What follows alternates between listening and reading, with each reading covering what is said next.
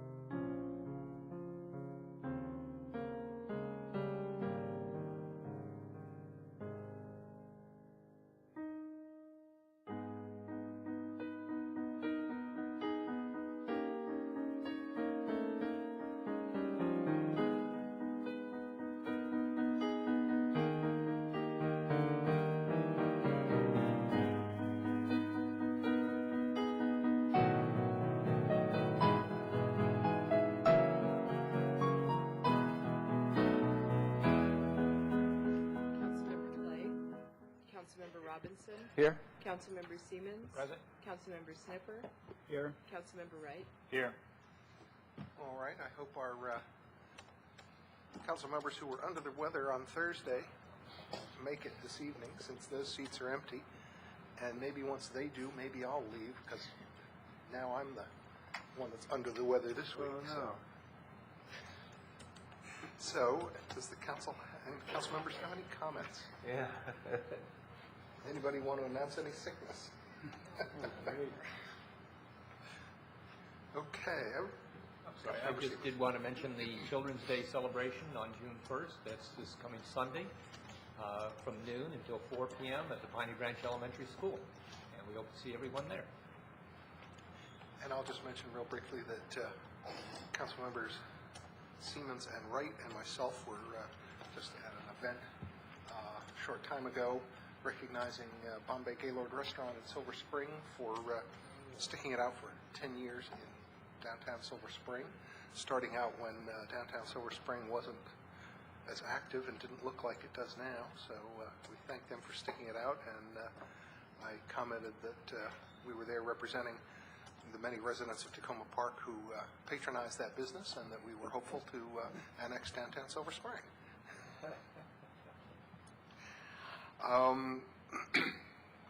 The next agenda item is for the record, and I just wanted to mention two mayor proclamations. Excuse me. One of them declaring June 14th as Reading as Fundamental Day in Tacoma Park, and it just recognizes that reading is fundamental as the nation's oldest and largest children's and family literacy organization that strives to inspire passion for reading and learning through innovative literacy programs and services, and provides books to children, and has distributed more than 250 million books to children since 1966. And they'll be holding their first book distribution fair on June 14th in Tacoma Park. And the other proclamation is recognizing June 2008 as Caribbean American Heritage Month. This is in conjunction with the County Council and the County Executive, and just wanting to encourage everybody to recognize the outstanding contributions of Caribbean Americans. Then the next item is there are no additional agenda items for tonight. The agenda upcoming, I just want to point out to folks that we are scheduled to have the first and second readings of our budget ordinances next week and the following Monday. Also next week we'll have our legislative action requests for the state for next year, so we have to think now about what we want the state legislature to enact next year.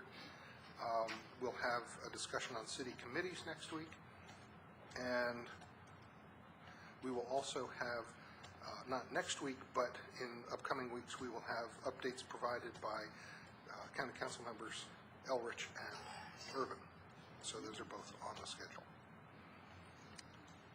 Next item on our agenda is public comment period. This is for anybody who would like to comment on anything that's not on our regularly scheduled agenda tonight. So feel free to comment on anything that's a work session item, except that tonight our only work session item is the budget, and we do have a budget public hearing coming up. So it's basically anything that isn't on the agenda tonight.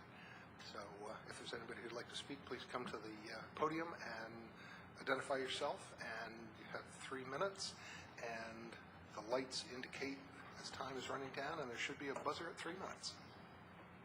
Okay, I'm waiting for the green. You got it. Here it is. Okay. I think most of you guys know me. I'm Bruce Cromer. I'm the producer of the Jazz Festival, which is doubling in size this year. We're moving to Carroll Avenue, a la the Street Festival. I'm bringing up a New Orleans musician. I'm bringing up a whole lot of New Orleans flavor to the festival. We're going to be taking up money for the Tipitinas Fund and also for the Jazz Foundation of America to help out displaced and homeless New Orleans musicians by the disaster of Katrina.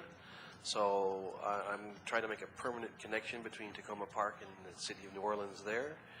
We're also going to have 2 stages, 14 acts of music, totally free. And the main thing we're going to do to really make this festival different is we're going to have a Mardi Gras style parade in the middle of the festival. And Jamie Raskin has been helping me develop this, and we've been trying to get a large sponsor to sponsor the whole festival who could name the king of the festival, king and queen of the festival, Rex or whatever. We didn't get a large sponsor. He has helped me get a couple of nice grants. So we figured we'll just name a king this year, and we figured probably the perfect person to have as the king of our festival this year would be Pat Loveless. Now, I don't know, I've heard that he is not in the best of health, so he might not actually even be able to come, but hopefully he could at least pull up and be at the festival. We have the parade. We're going to go up and down Carroll Avenue, 15 or 20 minutes, play some Dixieland music, throw some beads, make it kind of New Orleans-y. But anyway, I've really worked hard on this festival. We've got more PR than we've ever had before. Jason at the co-op is nicely putting a little flyer of us in every bag that the co-op sells, so I've been trying to get 10,000 of those printed up for free. And we're still kind of close on our funding, but we're almost there. So my only other question is if anyone can help me get my programs printed, which we're going to print 750 programs, they're going to be 6 or 7 pages, I'd really appreciate that help. And Barbara, I'll be talking to you. I tried to get a hold of you today and just missed connections, but I'll give you a call tomorrow and we'll talk about stuff. But anyway, things are going great. Does anybody have a question about the festival? I got, looks like 30 seconds here. Yes, Terry. I have no questions, but I did want to assure you that all of those of us who are in Pat Lovelace's corner will be prepping him and conditioning him so that he'll be available for the Working out festivities. there. Yeah. I don't know if you want to make a proclamation, that would be great, whatever you guys want to do. But anyway, I really appreciate the city helping me out and the Old Town Business Association to bring this festival up to really a major festival, something that the city can really be proud of, and you guys will be sorry. Thank you for your time. Thanks very much. Anybody else who wishes to comment on anything not on the agenda? Okay, then it's, oh, sorry. Good evening. My name is Billy Sambet. Today I came here to express my concern because I've been told that the city council, because of budget difficulties, they are trying to do away with community organizers. Can you just hold your comments just a second, because we've got a hearing, a public hearing on the budget in just about 2 minutes. Okay, I'll wait. So just have a seat right there, and you're first up when we get to that in 2 minutes. Thank you very much. Thanks. Does the city manager have any comments? Oh, even quicker than 2 minutes. We'll now move on to the public hearing on the budget, and you're first up. Just wanted to give you a little exercise. I think that's what Bruce is doing. Let me guess what he's going to say. No. Thank you very much. I would like to mention my name again, Billy Sambet. I'm a Hilltop Tenant Association president. This community organization, Mario Cristaldo and Rosanna Luke, the first time when Advanced Hospital is trying to leave, they have 2 adjacent properties next to Sligo, and we were forced either to have it or to leave. So my councilman, Terry Seaman, he was the first foot soldier to arrive to consult him what is next. Then after that, I talked to Linda Walker, the housing department. She contacted me with 2 community organizers. These 2 community organizers make us now to be a homeowner. Because of the result of that, the majority of us, the very most diverse group from China, Korea, India, Africa, South America, North America, we are now a homeowner thanks to with the help of the housing department and those 2 individuals that has really worked so hard. And I know we are in a very extreme condition in the budget. I have attended the governor's meeting on Tacoma Middle School, and I understand the situation we are in. And also at the same time, this kind of very vital nerve center for our community. They organized, during Tacoma Park Community Action Group, I was involved with Terry. They went door to door, mobilized the people when they had 38.2% rent increase. And they did a tremendous job, and we passed the rent stabilization that's fair. So I think this organization, the deletion or, disappearance of organization will hurt our community, especially the Maple Avenue corridor. So I urge you, I know Tacoma Park City Council has been nominated as #1 efficiently running city in the whole United States. I know you do your best, and I want you to bring my concern to consider very seriously at least, to leave that viable option. And thank you for listening to me. Appreciate it. Thank you, and I will point out that that was on the reconciliation list last week. It did not make it through last week, so it's not on our list to consider tonight. So unless we change our minds tonight, that will stay in the budget. In other words, you win. I mean, all this effort has been futile. I'm sorry. No. No, you did a great job. It was even retroactive. And you made sure that nobody else will bring it back tonight. Thank you very much. Would anybody else like to testify on the fiscal year '09 budget? Okay. Then we will move on to the interviews for the Washington Adventist Hospital Land Use Committee. And I believe we have David Parks, Praveen Pillai, Kathy Ritkonen, Jarrett Smith, and Andrew Strongen. Any of those people who are here, please come up to the table. Mayor Williams? Yes? Excuse me. This is unanticipated that we would be running this far ahead of schedule. I had suggested to the committee members to be interviewed to come at 8 o'clock. To be here at 8 I o'clock? apologize for Well, that, so then- that is why Then most of them are not here. we'll move on to a couple items, and we'll come back to that if Mr. Paris will indulge us.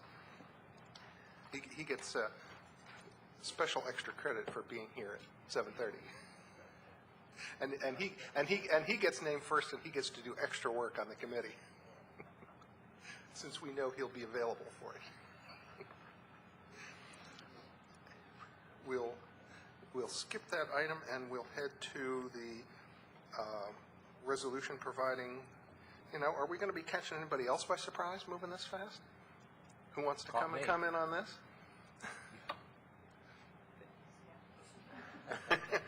Well, how about we? No, we're going to do the consent agenda. So, is there anybody who? Take a break so we're late again. No. We want to keep going. I'd like to move the consent agenda. Second. Okay. Let me just mention that the items that are on it are the single reading ordinance authorizing execution of a contract for construction of the Carroll Avenue streetscape improvements, Phase 2, single reading ordinance awarding a contract for installation of functional artwork on the Metropolitan Branch Trail, and 2 resolutions providing for appointments, one to the Ethics Commission and the other one to the Emergency Preparedness Committee. Since there are single reading ordinances on the consent agenda, we'll need to call the roll for the consent agenda, right? So will the clerk please call the roll? Mayor Williams? Aye. Councilmember Barry? Aye. Councilmember Clay? Aye. Councilmember Robinson? Aye. Councilmember Siemens? Aye. Councilmember Snipper? Aye. Councilmember Wright? Aye. Okay, since I see, no. So since I see the staff member who I believe is here for the resolution providing comments on the proposed Tacoma Park Elementary School addition, I think we should do that item next.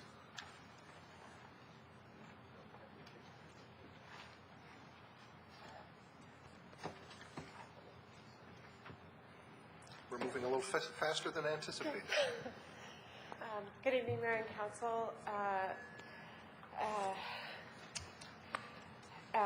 believe it was a month ago, the Tacoma Park Elementary School, the Montgomery County Public School System submitted an application to Montgomery County Planning Board for mandatory referral for a addition to the the Tacoma Park Elementary School, which is located on Holly Avenue. And that addition had been through some community meetings, actually several community meetings, and then prior to the presentation to the council, it was also presented to the community, and the community went over the plan in some detail and provided additional recommendations to the council regarding changes that the community would like to see on those plans. Since then, we're expecting that additional recommendations will come from the county planning staff regarding pedestrian improvements to the site, and probably also landscaping and trees. And since there was a fairly in-depth community review at this time, it seemed appropriate to move forward with a council recommendation to the planning board. Now, that can also be revised at any point if the council feels there is something that should be changed. But at this point, we don't think that many items in the recommendation would change, given that the plan, while we're approximately at 50%, we're expecting them to change to some degree in order to accommodate the council, but we're not expecting them to go in another direction.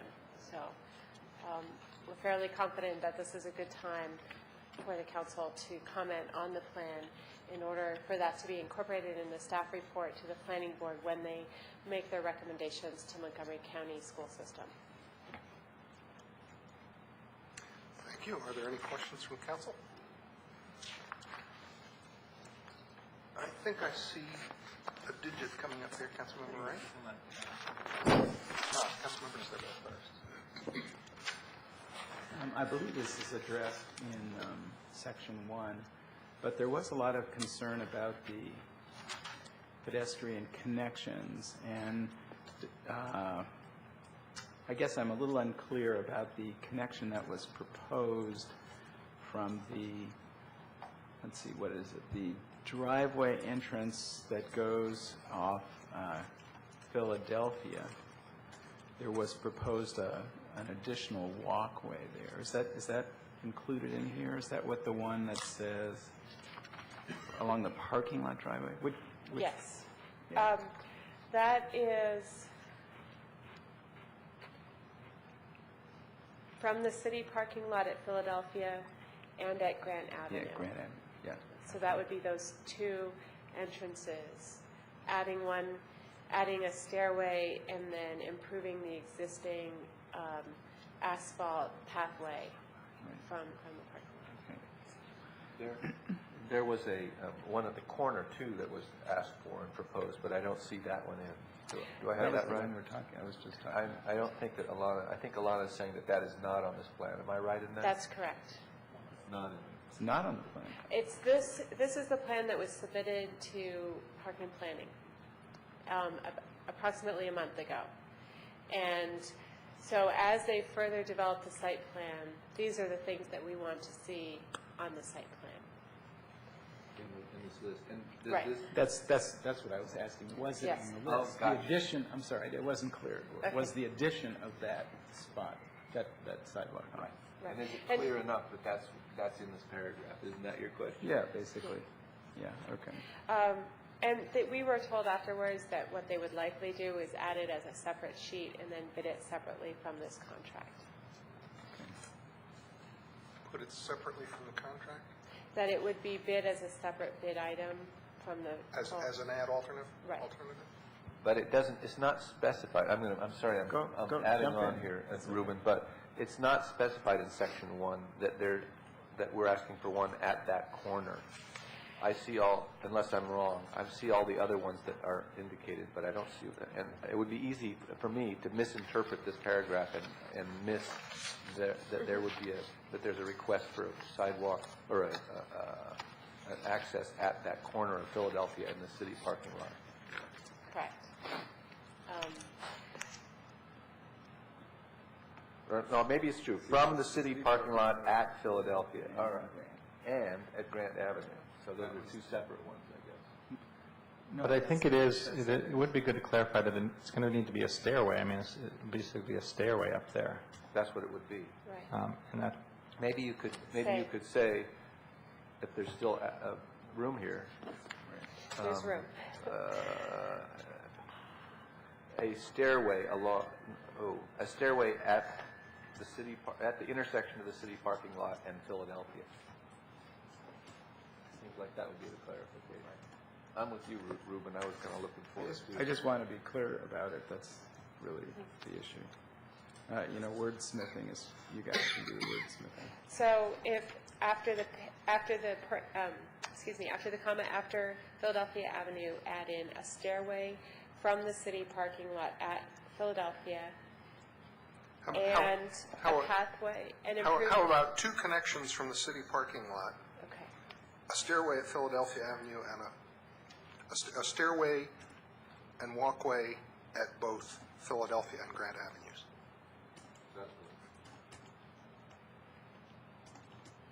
I'm sorry. 2 connections. 2 connections from the city parking lot. Or just split it up, you know. From A the city stairway parking lot at Philadelphia Avenue. Stairway, and then Grant Avenue. Well, let Bruce, he's already got a lot of going. It's clear enough. I know. Okay, I have 2 connections from the city parking lot, a stairway at Philadelphia Avenue, and I kind of thought, well, I'm not sure whether it's going to be a stairway and sidewalk, so a pathway. if we just say a stairway and sidewalk, 2 connections from the city parking lot, including sidewalks and stairways as appropriate at Philadelphia and at Grant. Okay. 2 connections. Including sidewalks and stairways as I appropriate. don't think we need to specify stairway, because they may decide to do, you know, switchbacks for ADA or some such thing. I understand. There's possibly, their indications so to date have been that it would be a stairway because of the restrictions. Right. I just don't know if we have to specify a stairway. It's really more that there be a connection there. Right. Pedestrian Okay. connection.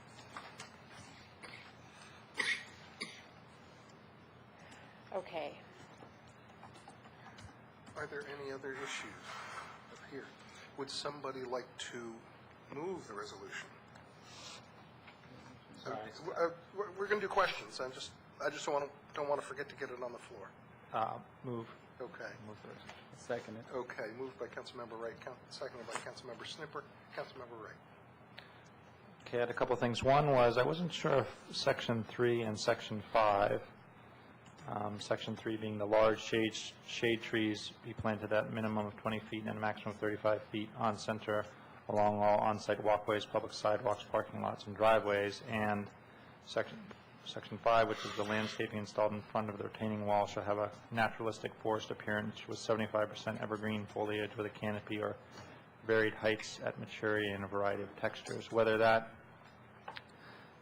really does what I understand the residents are most concerned about across Philadelphia and people who walk along there, which is to, and you can tell me that, yes, this will have the effect, but that it's going to really screen not only the retaining wall, but also the roadway traffic that's going to go on that loop. And so by the 75% in front of the retaining wall, you could put the trees between the road and the retaining wall, and it wouldn't screen the road. But if you put them in front of the road, it would screen both the road and the retaining wall. So Right.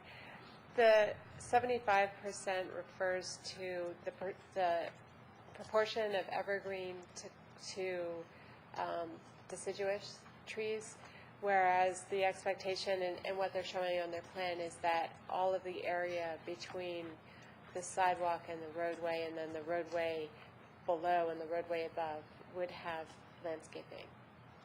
So that all of those planting areas would be filled with landscaping. And so the question was more, what's the type and appearance of the landscape? okay.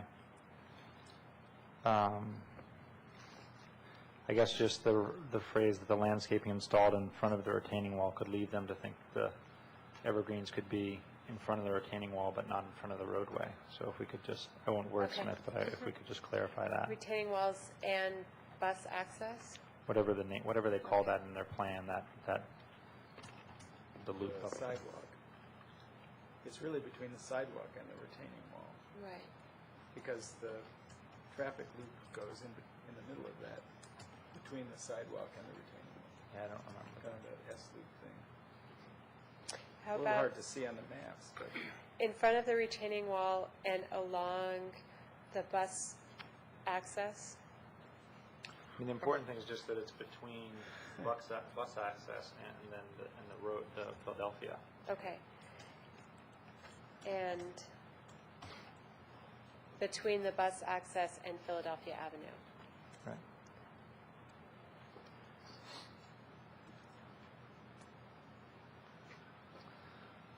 Well, the bus access makes it sound like it's the Entrance? entrance.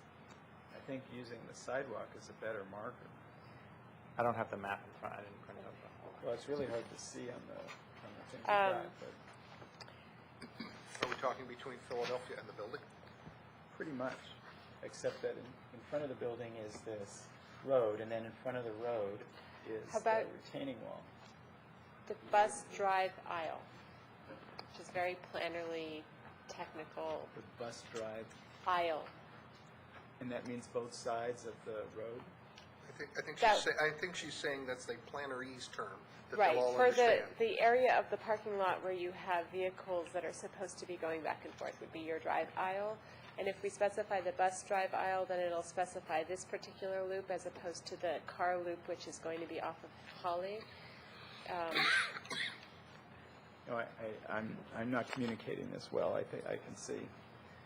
Yes, you're right, Ruben. It's between the sidewalk and Philadelphia. Yes, stick with me. If you start at the Okay. sidewalk on Philadelphia, Okay. there's a green space as you're going towards the new building. There's a green space, there's a road and parking lot, green space, a retaining wall, and then another road, Okay. okay? To make sure that there's that there are trees in both of the two green spaces on each side of that road parking place is where we're trying to get the language. Right. So whatever works for that. All areas below the retaining wall?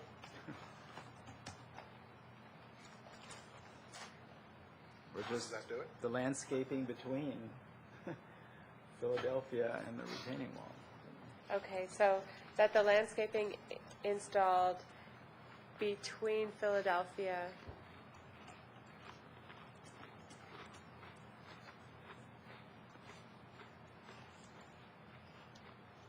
Avenue and the retaining wall.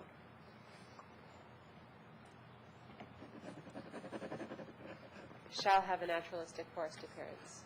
Yeah. Then I just have a question about parking. Will we make, as the city, make the final decision on removing the parking spaces that are on Holly? Because I went over and walked around there the other day, and there's, if you're walking up Holly, there's no parking spaces on the left-hand side already for the first, I don't know, 50 feet or something like that. And I think they're proposing taking out the parking spaces on the right-hand side as well. And that will leave at least one house on the corner there with no parking at all. And those people have young kids, which means they're going to have to always be parking across Philadelphia on Holly and walking across Philadelphia with their kids all the time. And I just don't think, I know we have to make decisions based on sort of what's best for the whole community, but to leave them with no parking spaces in proximity of their house seems, but that's a decision that the city will get to make Yes. after the fact, or? That would be a decision that the city would make, and what I've advised them to do is to put that request into the city once they're closer to completion of construction. Okay. They don't have there's no driveway in that house, in the house, either on the entrance of Philadelphia or Holly. So.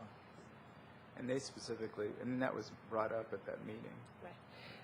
And I think there are probably other concerns related to the parking, so I think that's a decision that probably the city would want to consult with the neighborhood regarding. Okay. I think we should make sure we talk to those people that live right on that corner, definitely. And then I guess I didn't see any specific language. I know it's in the whereas clauses about stormwater. And so I wonder, I would be a proponent of making a section that actually asks them to have a more rigorous stormwater management than the 10-year standard they're planning on using, for two reasons, and I don't know if that would mean we would want to change the whereas or not. One is that all evidence seems to suggest that weather events are becoming more extreme, and it's questionable whether historical 10 or 15 or 20 years are what 10 or 15 or 20 years will be going forward. And then the second is that with a community center in close proximity and neighbors who've already had stormwater management problems in close proximity, it seems reasonable to ask them, considering the county before asked us to do a 100-year management for this building, to do something more than the 10-year. So I don't know. It would be Yeah, the reason that it was not included in the resolution is that stormwater is a city issue, and so the city reviews the stormwater and issues the permit related to the stormwater, But isn't- not the planning board or the county. But isn't that, Meaning that the city has more authority over this particular part of the site plan than the planning board does. but aren't both of those things just recommendations? Couldn't the city, county still? it's actually, for stormwater management, they will have to apply to the city for a permit, which is different from us reviewing the site plan. When we review the site plan, everything that the planning board says is advisory, whereas when the city engineer reviews this plan for stormwater management, similar to when they reviewed the fire station, that's actually a permit process. And is it a binding permit process? Yes. So if the city decided they wanted 15-year instead of, or 20-year instead of 10, the county would have to abide by that? It's a city process. Maybe the thing to do would be to add something in here that says that the city may wish to require more than a 10-year floodplain during that process, so that if anything comes up in the county review of this site, and knowing that they anticipate that they could do something if they changed something on their plan now, they would like that heads up. I think that's a great idea. Because they're going to dig a big hole, and how big that hole is, depending on... Yeah, they may say, gee, I wish you'd let us know before. We could have done X, Y, Z for, $3,000, and we could have done that. So if we just add does that sound good? Yeah. That's section 9, which says the city's considering. The city may consider applying greater than I want to say stringent, but I'm not sure that's going the right direction. More stringent standard than the 10-year floodplain for Just stormwater. say the equivalent standard that was applied to the community center. Or in lieu of that, they could return $1 million to us. One of the differences between this site and the community center is, unfortunately, this site is in the floodplain, whereas Right, the that's why I addition don't is not. think we should actually ask for a 100-year. Sorry. Yeah. But we might. It would be nice. We'll send Councilmember Clay with the official copy of this resolution to turn it in, and she can explain why we didn't go there, but we wanted to. Oh, not this week. I'm too grouchy. The city may consider applying more stringent stormwater Standards. than the minimum required. Yes. And that way, we're not tying the hands of the engineer, not having consulted with him.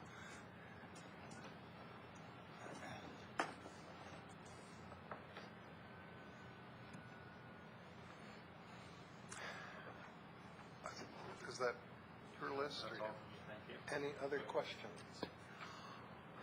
Does anybody wish to comment on the proposed resolution, commenting on the proposed Tacoma Park Elementary School addition? Okay, then I believe we're ready to vote on the resolution. All those in favor, please say aye. Aye. Any nays? The ayes have it. Thank you all.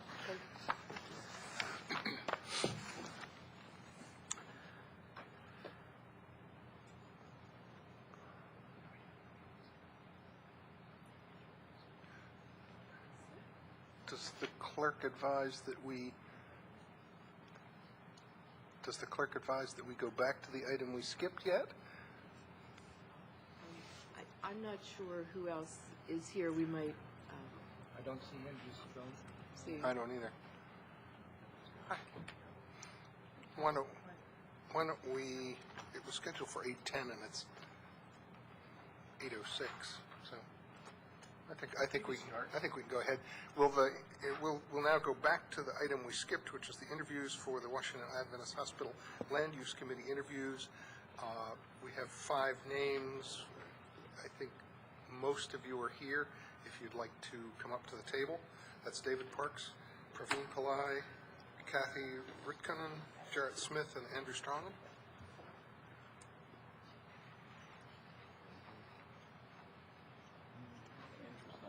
I know. Well, 3 out of 5 is batting 600. If this were baseball, we'd be doing well. Welcome, all of you. Thank you. And thank you for your interest. And maybe if we can just hear from each of you, explaining a little bit about your interest and background for this.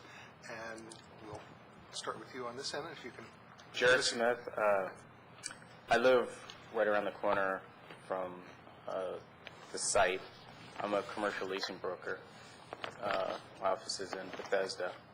So I just want to make sure that the highest and best use is considered for the hospital site. What do you mean by highest and best use? It's a commercial real estate term that looks at what would be the use that would generate the most for the community, for tax revenue, and for if there's a developer brought in for revenues back to the developer. So for example, if it's a mixed-use development, it could be an office, retail, and residential component. But in that definition, you're specifically saying highest and best use from the developer's perspective. Or, and the community. I mean, everybody is taken into this consideration. Okay. The property is zoned residential now, and the hospital has a special exception in order to run it as a hospital. I would be surprised if the community was interested in changing the zoning to something more commercial. Okay. So keep that in mind. And it's not only zoned residential, it's zoned R60, which is single-family house residential. Yes. We were going to go through and get a little information from each of them, and then we'll start grilling. Good. My name is Praveen Pillai. I'm a resident for the past 6 years, but I've grown up in the area for a long time. I currently reside out in between Carroll and University. My father actually works at Washington Adventist Hospital, and my mother works at Sligo Creek Rehab down the street as well. My interest in the community is just to be to help facilitate the dialogue between residents and the committee and for the council at large. And I believe I've worked primarily in project management, and I've dealt largely with heavy research. I don't have quite experience with land use or regulations, but I am eager and I'd like to get involved. I'm Dave Paris. I live on March Avenue. I'm a lifelong city resident and have recollections of the hospital going back to when it was the SAN. It's a big opportunity for the city. I shared the concerns of many in the community about the hospital's announcement, but it is an opportunity now to try to make the best of it, and I hope to see development that will be green and in keeping with the city's needs and community aspirations, and hope to work with a group of different interests, community interests, to try to work out a plan. Thank you.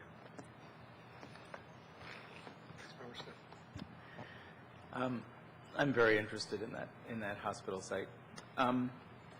Couple thoughts to keep in mind as you begin working on this. One is that the hospital, from the hospital's point of view, if everything went perfectly, which it never does, it would take them 5 years before they were gone from that site. That is, they have to build, they have to get all the approvals, which they do not have, and then they have to build the new site. And once the new site is up and running, then they can close the current site. So we're looking at a nice long window, and that's a plus for the community because it gives us an opportunity to take our time and work with the hospital and the community and other actors and players in what we actually want and what would work on that site. It's kind of a unique opportunity. So you guys are going to be in a really good position. The hospital's done some work. They've done some interviewing. Many of you, you live in the community and so on. You've heard from other folks, and you'll hear from us on the council as well. The hospital moving is not a done deal. Nevertheless, I think the intent of the city in setting up this committee is to have you look at what would work on that site, both for the community and for the hospital. Councilmember Clay. Well, thank you all for coming down and going through the process. I think that Mr. Paris, your experience in land use planning and working on these issues around the city would probably be really beneficial to the city, and I appreciate the background sheet that you provided. It's very helpful. Thank you. How do you say your last name? Pillai? Pillai? Yeah. Oh, thank you also. And I see you have a lot of connections with the Adventist Church, and you said both your parents work for the hospital and Adventist Healthcare. I think that's terrific, and I appreciate the comments that you made about coming to a community resolution. Mr. Smith, you live right around the corner from the hospital? Roanoke. On Roanoke, that's great. So in your comments that you included, you said that you wanted to make sure that you want to make sure that you give your input in the future development of the hospital. And so I guess I would say that the principal purpose of this committee is to collect input from others and do research on what the opportunities and constraints are, and it would probably be a lot of work in that. And your real estate background could probably be helpful in that, but I want to make sure you understand that it's not a meeting about people who are going to decide what happens with the land because we don't own the land. It's about coordinating and organizing and bringing forth the kinds of information that the community needs to be informed in the process, and that the council needs to be informed in our decision-making role that we might have around anything that happens to the land and the special exceptions. Right. I'm aware of that. Okay. Councilmember Siemens. Thank you, Mayor.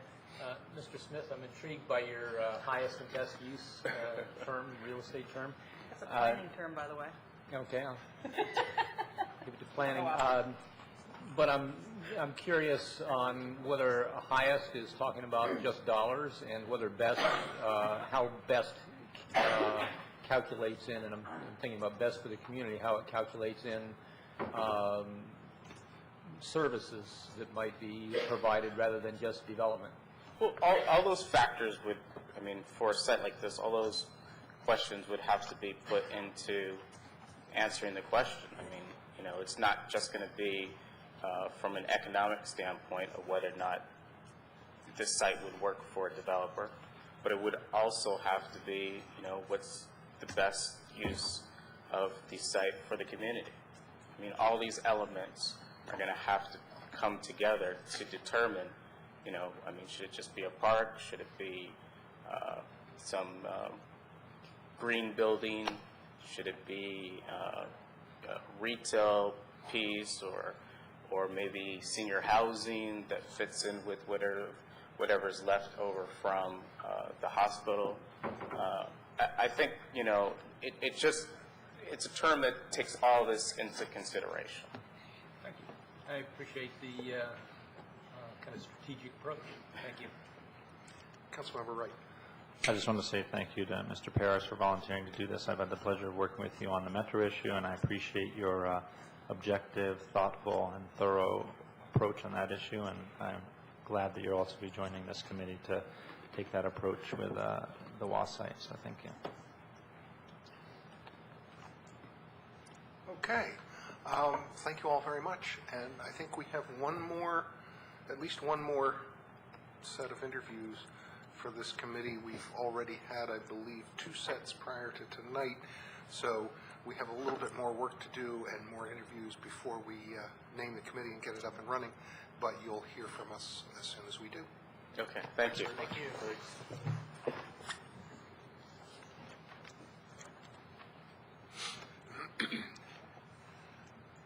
Okay, the next item on the agenda is the resolution requesting Montgomery County Ride-On to consider changes for Bus Route 25. And Suzanne Lidlow will give us a little preamble on what this good involves. evening. Yes, giving you a fairly large packet on this item because it's complex and it's also generated lots of community interest, which I always find positive. To recap, the Transportation Committee of the Tower Senior Association of Victory Tower has come to you and has approached Ride-On and others to obtain public bus service that directly connects their building at 7051 Carroll Avenue to this building, the Tacoma Park Community Center, and the resources that are here, the senior room, the library, have access to the Piney Branch Pool, and that kind of thing. Right now, they have to take 2 buses to get here, and it can be a very long trip for what is really a short distance. And for people with disabilities, the getting on and off has been a hardship. This request to change a ride-on route does need to go through Ride-On, of course, and they have to evaluate ridership, cost, the length of the routes, where the person who's the driver has a break, and how it fits in with their overall program. They have started doing that evaluation. It sounds like it's going to take a little while. What they would want to do, if it looked to them that it was a possible idea, is that they would have a public forum, which requires a 30-day public notice period. Prior to that, they may ask us to facilitate a couple public meetings so that there's clear ideas about what the options are on the table and what the implications are of a change in a ride-on bus route. When the proposal was made, we got some information out, and I know that Councilmember Wright, Councilmember Siemens, and Councilmember Snipper have been very active in talking with people and hearing from their neighbors about the possibilities, both pro and con, if this change were made or if some modifications that others have proposed were made. And because of that, I've gotten lots of comments sent to me, and they're reflected in your package and an additional item that I passed out this evening. In general, the request is for that the ride-on bus, which now currently leaves the Tacoma Metro, comes down Maple Avenue, then it goes on Cycle Creek Parkway, up Houston, on Flower, through the hospital, and returns down Maple to the Tacoma Metro. But instead of that route, it would go from the Metro down Carroll, down Flower, down, and then continue the route on Maple and back. There were some recommended changes that I suggested because I'd heard from people in the community to connect the folks on Maple Avenue to the Long Branch Commercial District, which has the Giant and Bestway and Americana groceries, as well as a number of other services and connections to bus routes. So there's some options that would extend the northern end of the Route 25 to the Long Branch neighborhood, the Long Branch commercial area. In putting those ideas out there, there were some interesting other ideas that citizens have responded. One was to not change the Route 25 bus, but instead change the 12 or the 13 bus, which both go along Carroll Avenue to the hospital. and could be diverted, one of them, down Philadelphia, down Maple, and then back up into the hospital and continue the route around. We don't know what the implications of that are for riders of the 12 or the 13 bus on the section of Carroll Avenue that would be missed. And that's something that Ride-On would need to look at and we might hear about. There's been a lot of concern about the congestion at Philadelphia and Carroll, which we have concern about in general anyway, and the backup that occurs for buses and cars at that intersection during rush hour.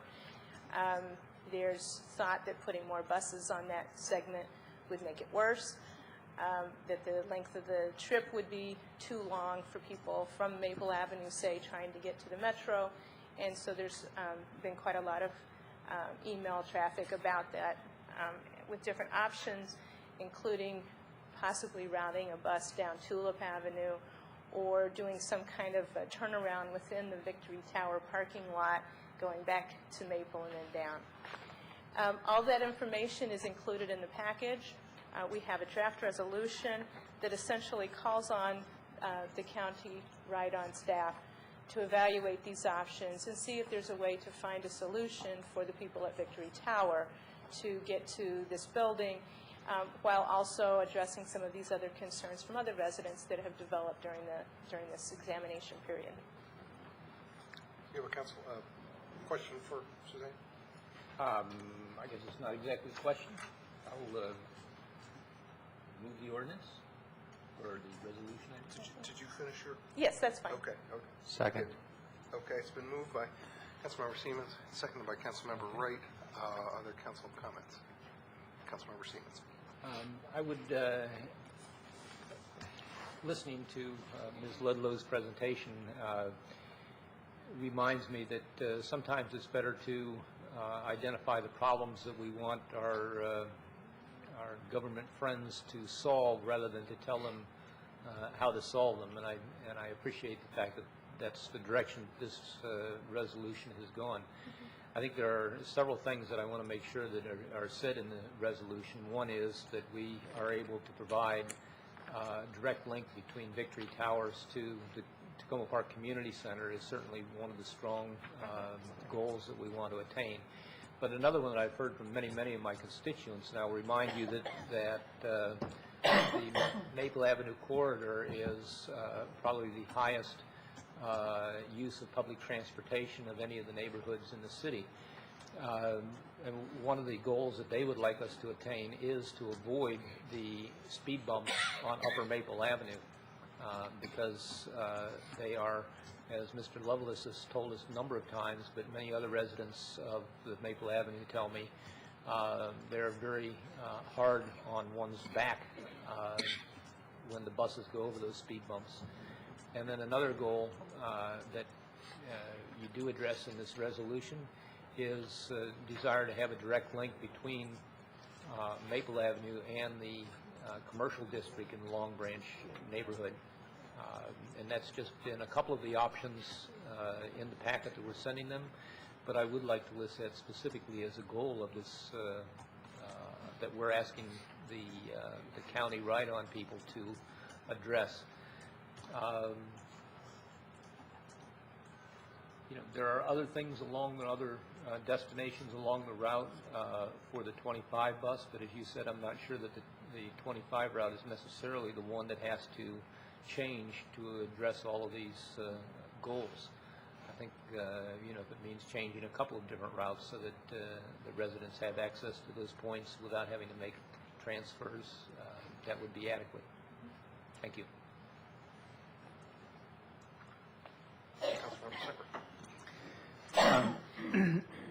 I support Councilmember Siemens' appreciation for how this is drafted, and I have a small drafting suggestion. In the main whereas at the bottom of the first page, the first highlight there says, extending Route 25 to the Long Branch commercial area. And it seems to me that if you incorporated or the 12 or 13, you would actually, it would be the 12 because the 13 doesn't run during off rush hour periods. and I believe this should be, well, we'll get to that part. But anyway, I think if you added the other bus routes there, that would be helpful. Because it doesn't have to be the 25 that takes the big loop. Right, that's fine. The way that this was written, and it may need to be changed slightly, was to say what suggestions had come Right. in, but that's Right. fine. And that was why I was moving it in that direction. So it was a little less specific in essence, which is the direction you were doing. Right. Which I appreciate. And I am slightly concerned about how the maintaining the current route during rush hours expedite travel. I think it might be useful to add specifically a suggestion that one major consideration be a rush hour and non-rush hour. In other words, this just mentions rush hour. I would like to see it changed slightly so that the distinction between rush hour and non-rush hour was carried forward, because I heard from a lot of people with ideas for how to do this, and when I raised the issue of doing it, making changes in the non-rush hour, most of the serious concerns really attenuated because they were the people who were really concerned were concerned about, for them the issue was speed of getting from their place to the metro. And if it took some loop around the commercial district or similar, got tied up in traffic, then they were very concerned about it. So I think it's really worth emphasizing the rush hour, non-rush hour. Something that does not appear in here, at least as far as I noticed, is that in your discussion you have or at least in the emails, you have a discussion that the route goes on Maplewood Avenue. On Sunday. Yeah, and as near as I can tell, the bus drivers do not go that way. That's just how it's shown on their maps and on their information about Route 25. Right. Instead, what they do is they go on Maple, so they go up the hill on Maple, and then they turn on Kennebec, not Maplewood. Okay. Maplewood would be better because, of course, it's a much wider street. So if they, in fact, followed the route you indicated they're supposed to follow, but the neighbors and I have verified on a number of weekends in the past month that they don't actually go up Maplewood. So that might be a suggestion that they follow the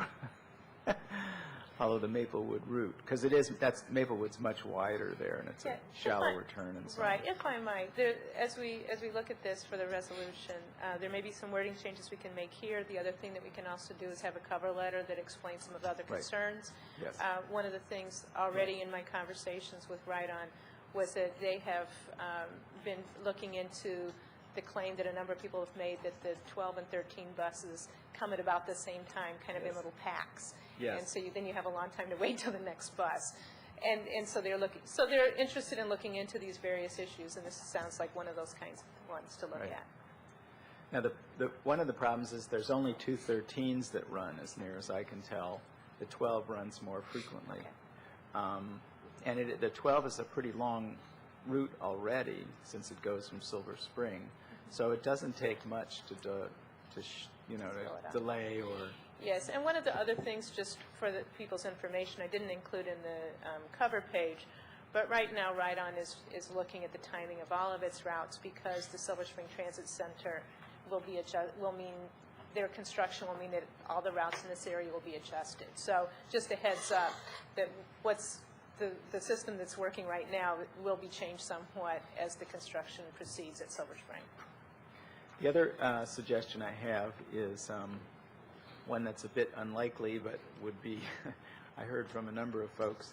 The 25 is often full during rush hour, and it tends to run about every 10 minutes or so, if it's on time. And several folks have suggested that given the increasing ridership on these routes, these are very heavily traveled bus routes. I mean, I ride this bus all the time. And another bus during rush hour would alleviate the standing, the problem that folks are standing all the time.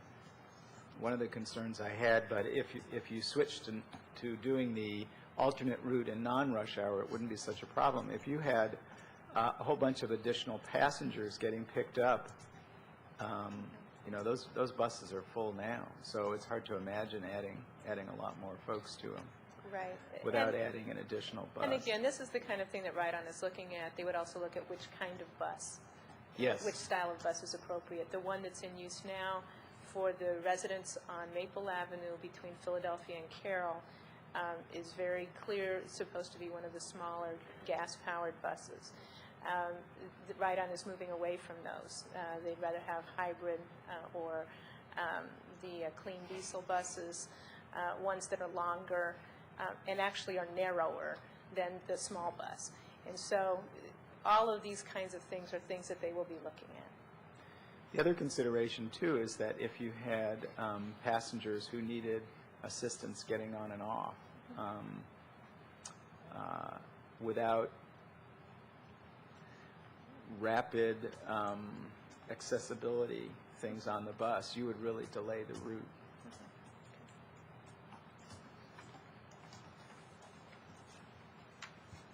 Thank you.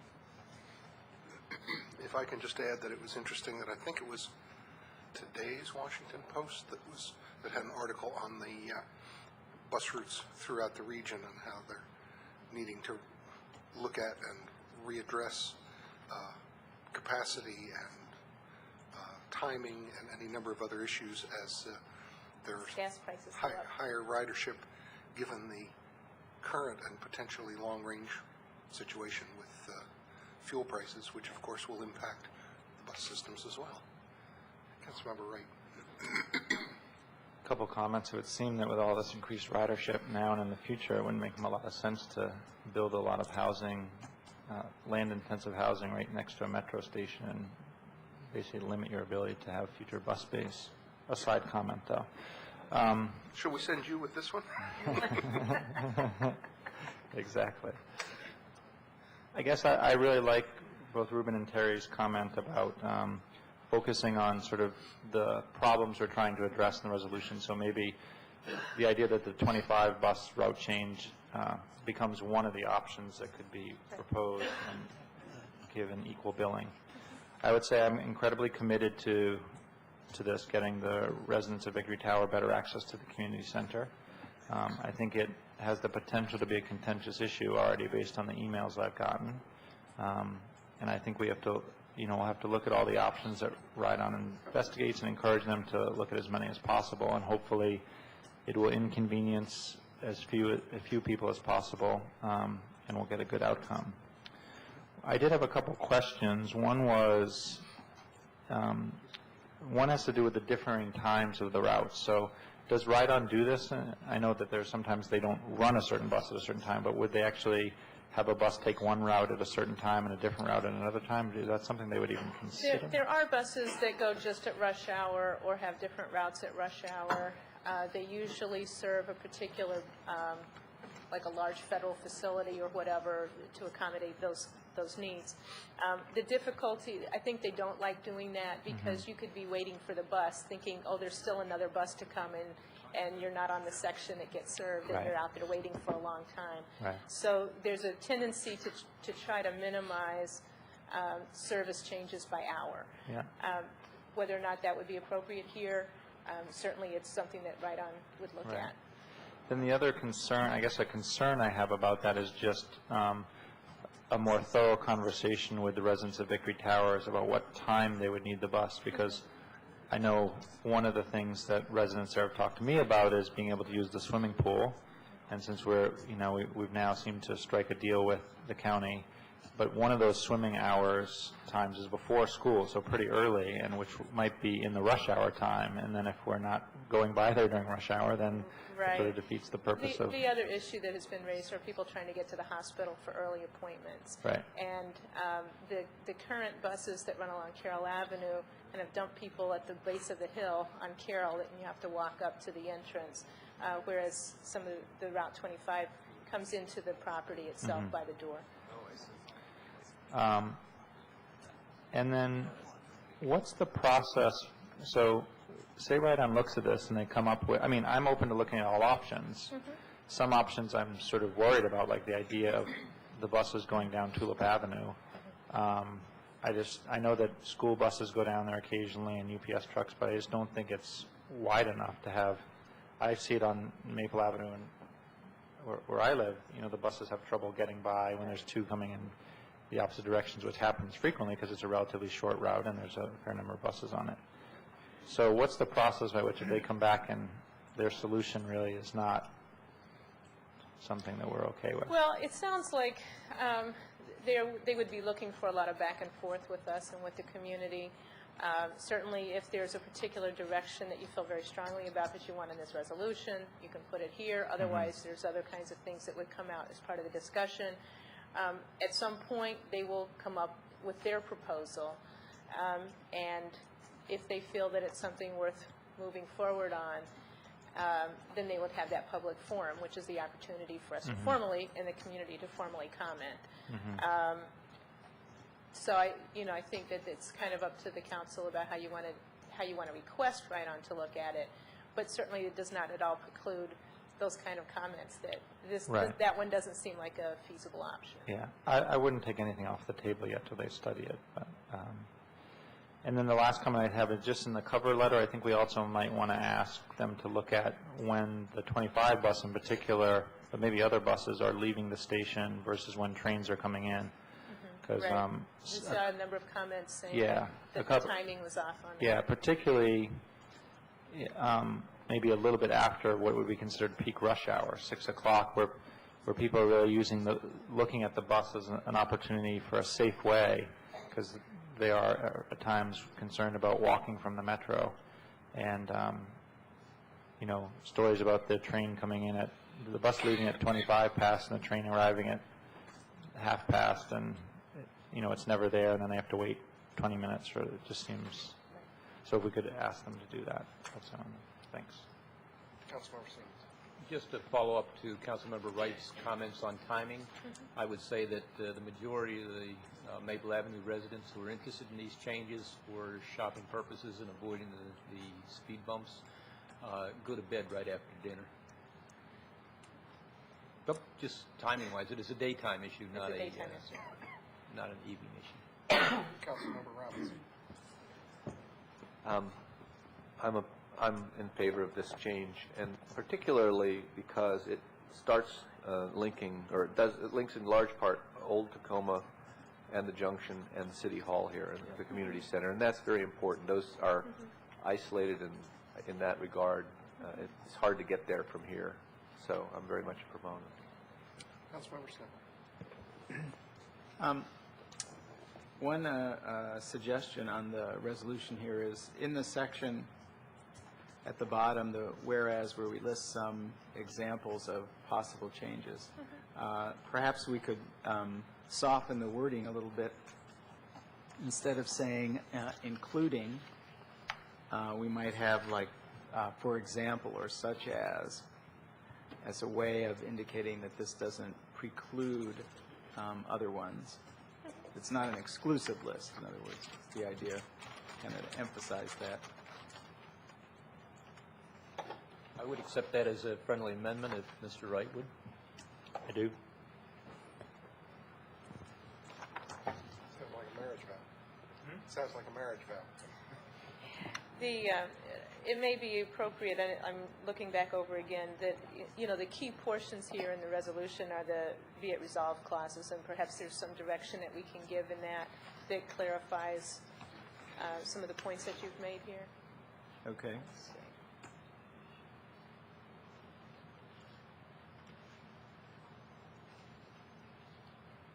and while we're making wording changes. I find split infinitives really grating. Oh, no. So Where's one? I'd like to connect easily, not to easily connect, for example. Where are you?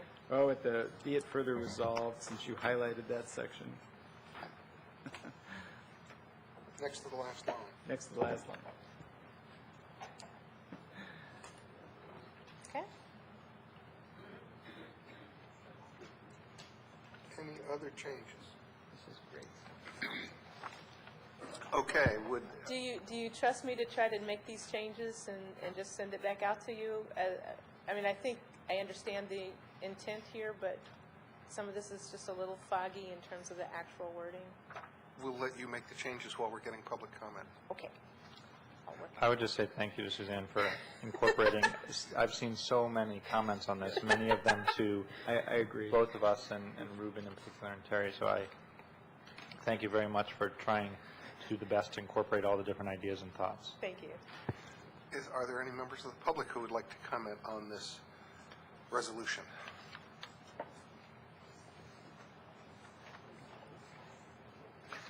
And as I'm sure you know, Ann, please identify yourself and keep your comments to 3 minutes.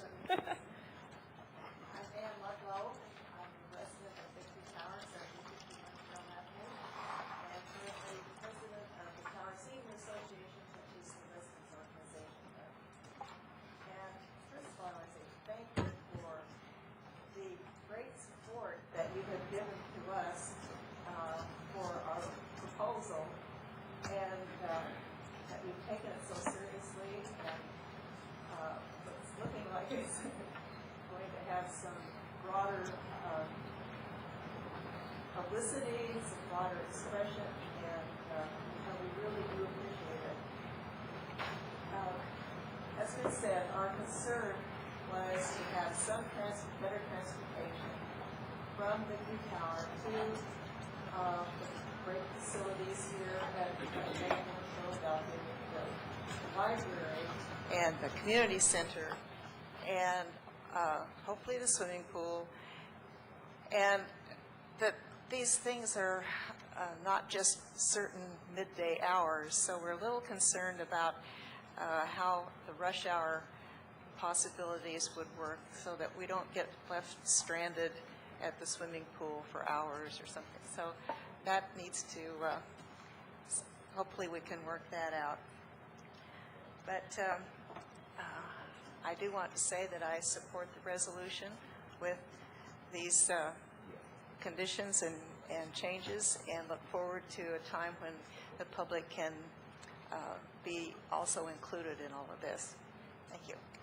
And thank you for your comments, and we're glad that you could be here to deliver them. We know you've had some difficulties, and we're glad to see you here. Thank you.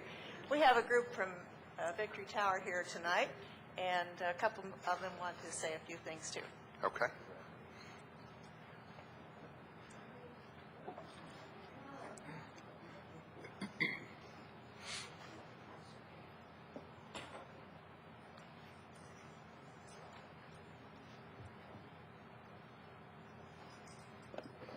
My name is Colleen DePaul, and I'm not that well known by everybody, but I know a few of you. Anyway, I'm also a resident at the tower. Been there for 9 years now.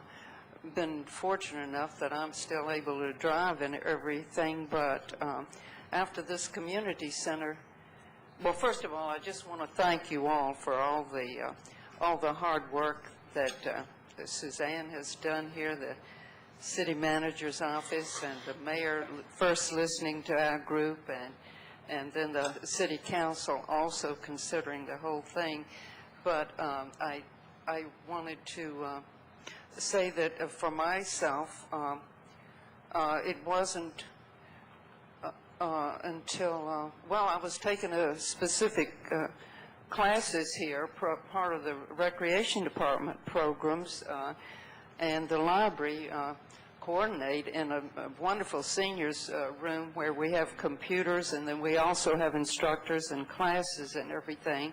And then I found out that all of these facilities were here, but our people at the tower, unless some of us who were fortunate enough to still have a car and be driving, our friends who were, for one reason or another, were not able, many of them on walkers or wheelchairs and everything, they had no way to get down to these wonderful programs and everything that you have going here, including even, being able to visit the council meeting or the other services here at the City Hall and everything. There was no connection. And so I don't know specifically how I got into it, but anyway, well, I do know. At one of our resident council meetings, this came up as a problem, and I guess I was saying that I had observed because so many friends were not able to get here, and my little car couldn't bring everybody, so anyway, I was volunteered as the Transportation Committee Chair, and so many things that you folks are bringing up as concerns, and then also wonderful news about the swimming pool, the county being able to help us and people realizing what hours we might want to be using the pool and all these things.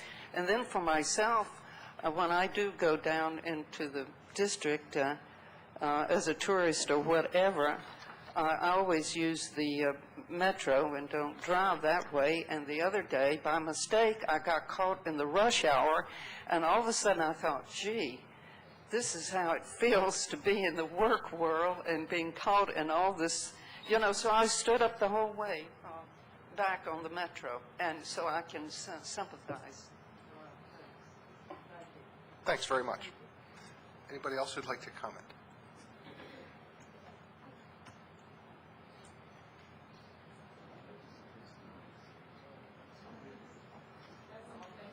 Okay. Maybe just before the... Okay. My name is Daniel Johnson, and I live at the Victory Towers.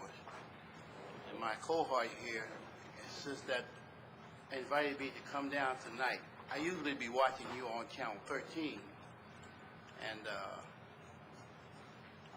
I don't have too much to say, but I'm in agreement with what we tried to do to get down here.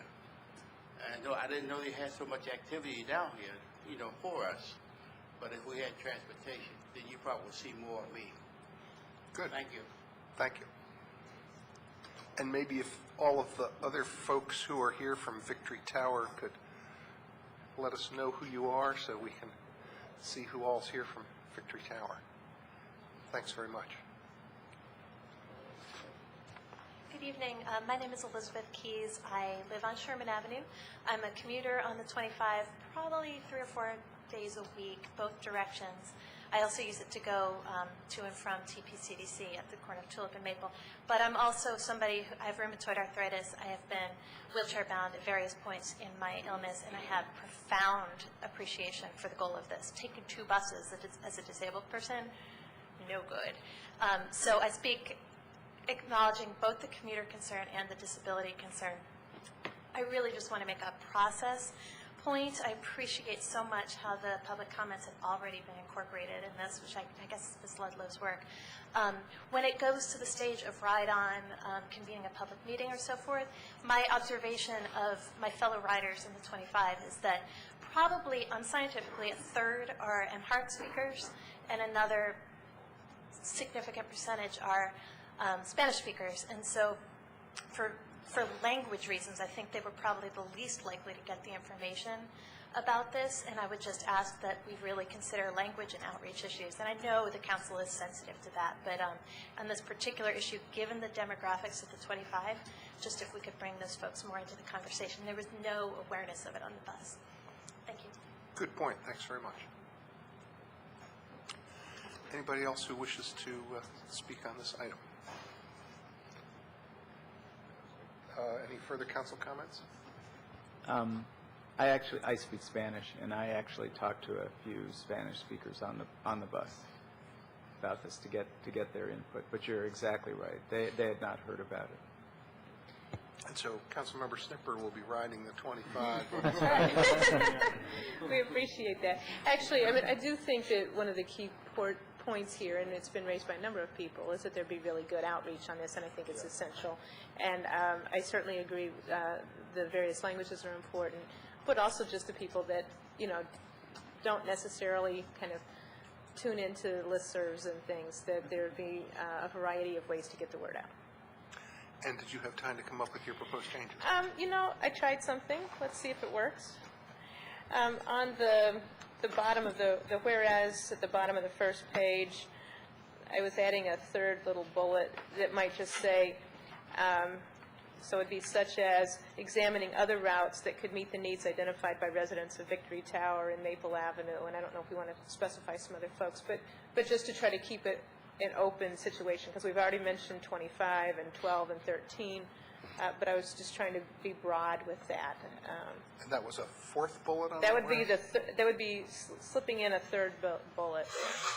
I want to make sure I'm looking at the right place. It's the bottom of the whereas on page 1? Correct.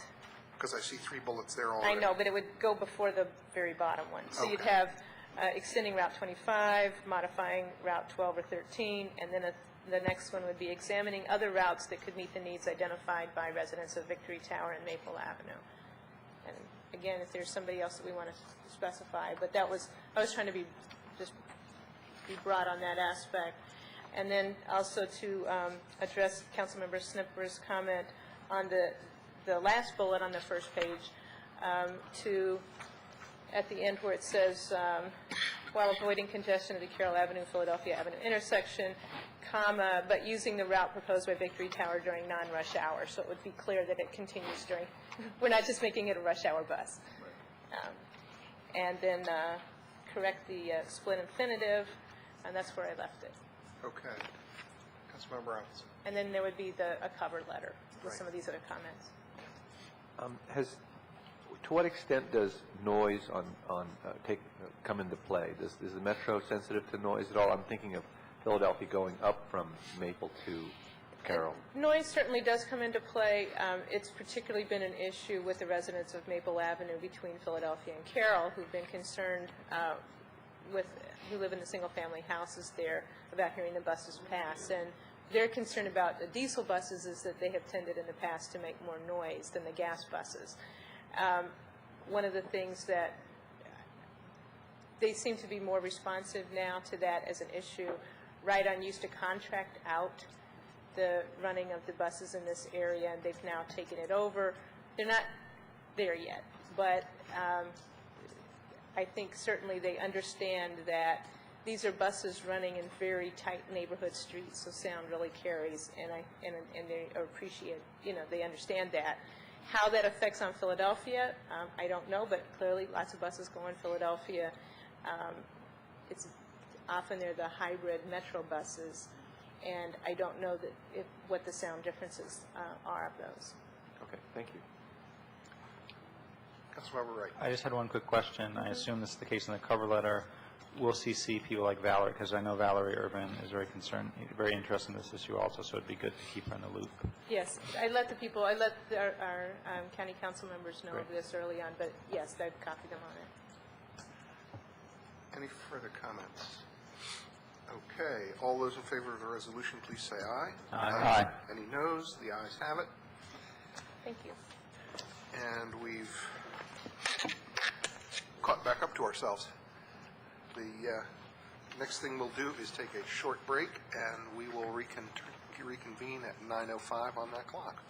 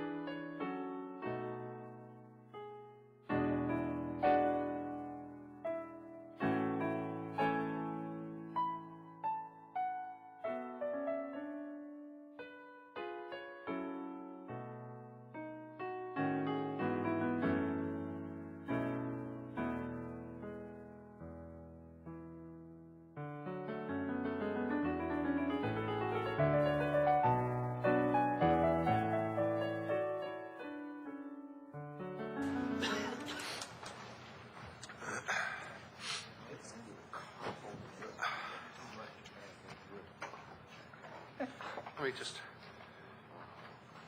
preface the conversation by saying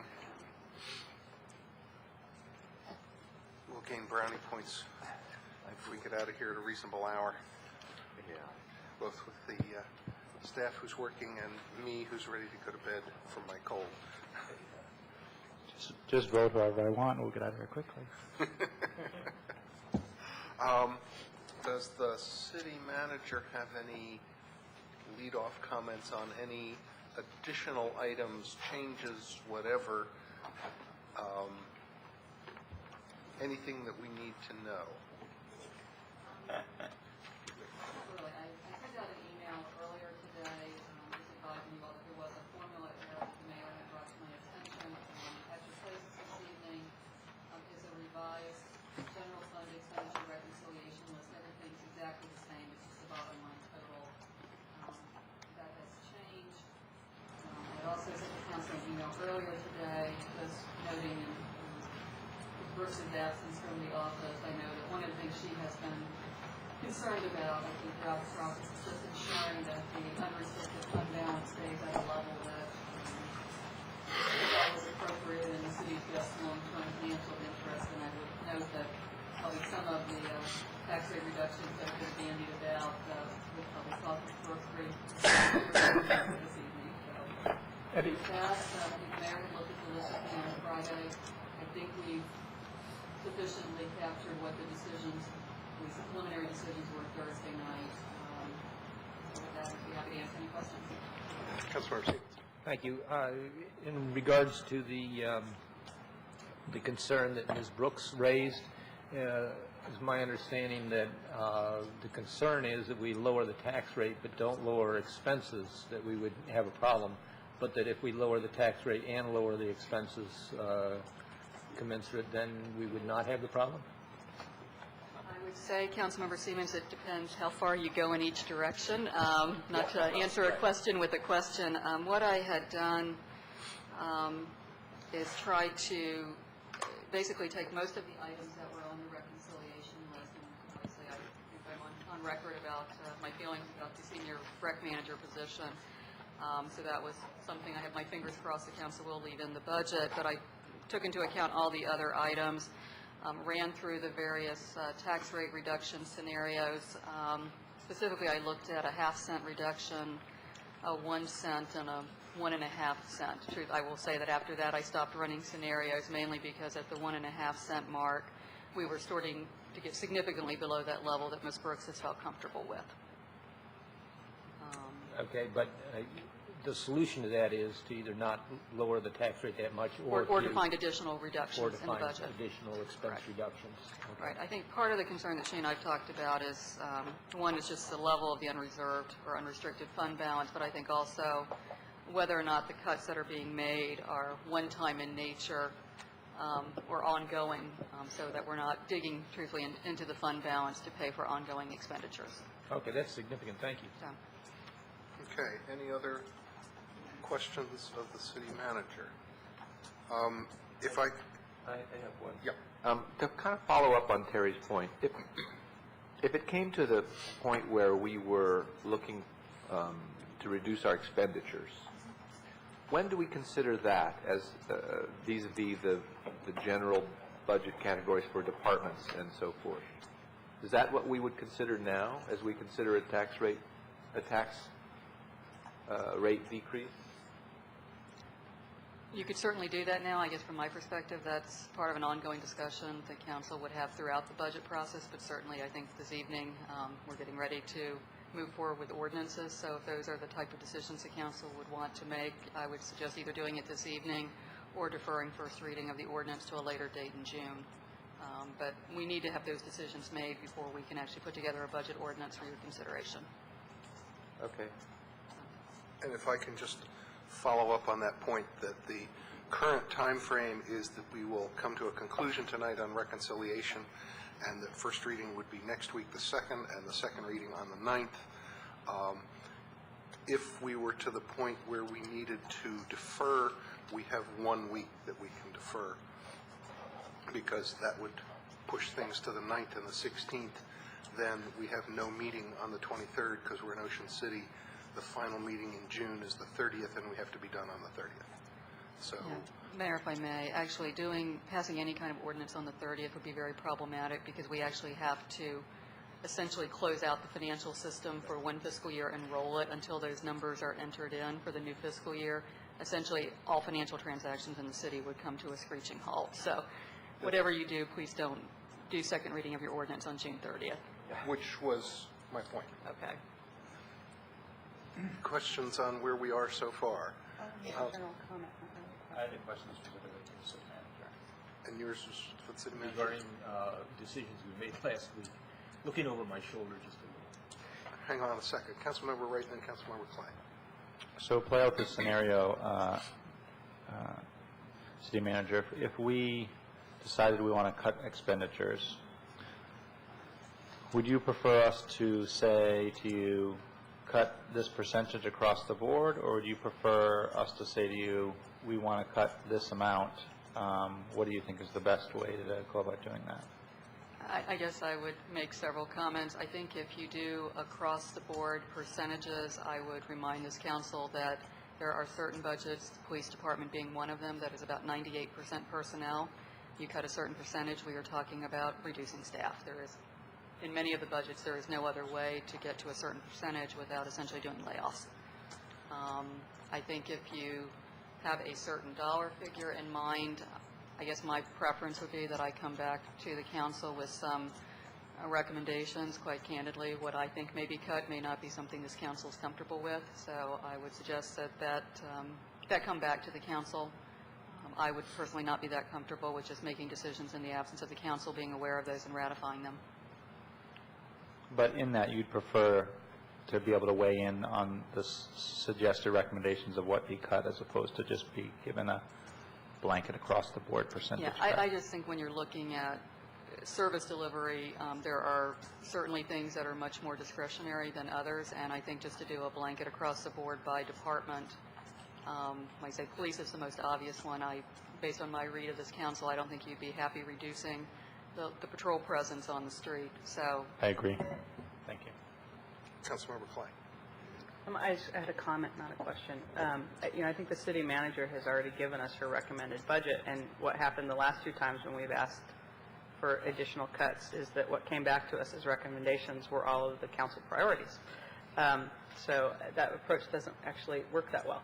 The other thing that I want to say is that in Maryland, the whole purpose of being a city in terms of taking on the level of a city that we are is that you're taking up a service typically that the county is already providing, and the reason that you're taking it up is because you want to add extra value essentially to that service.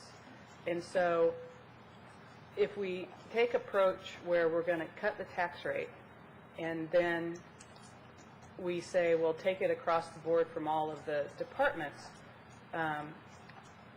we're going to be reducing the value-added components to each of those departments, which is the very reason for existing as a city to begin with, and that's going to leave you with you paying slightly more taxes because of the inequity of the whole rebate system to deliver essentially the same or potentially even worse services than the county would deliver.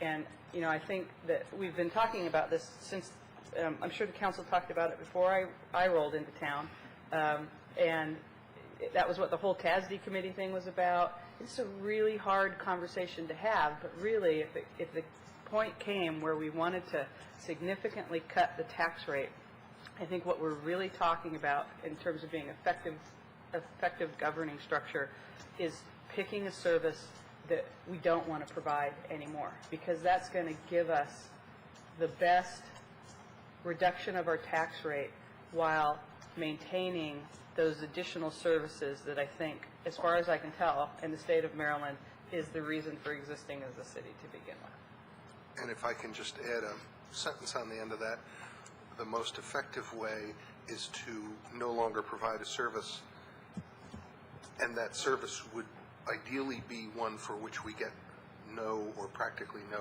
reimbursement, because getting rid of a service for which we get, say, 50% reimbursement doesn't help the tax rate that much. Right. And jettisons the service in the process.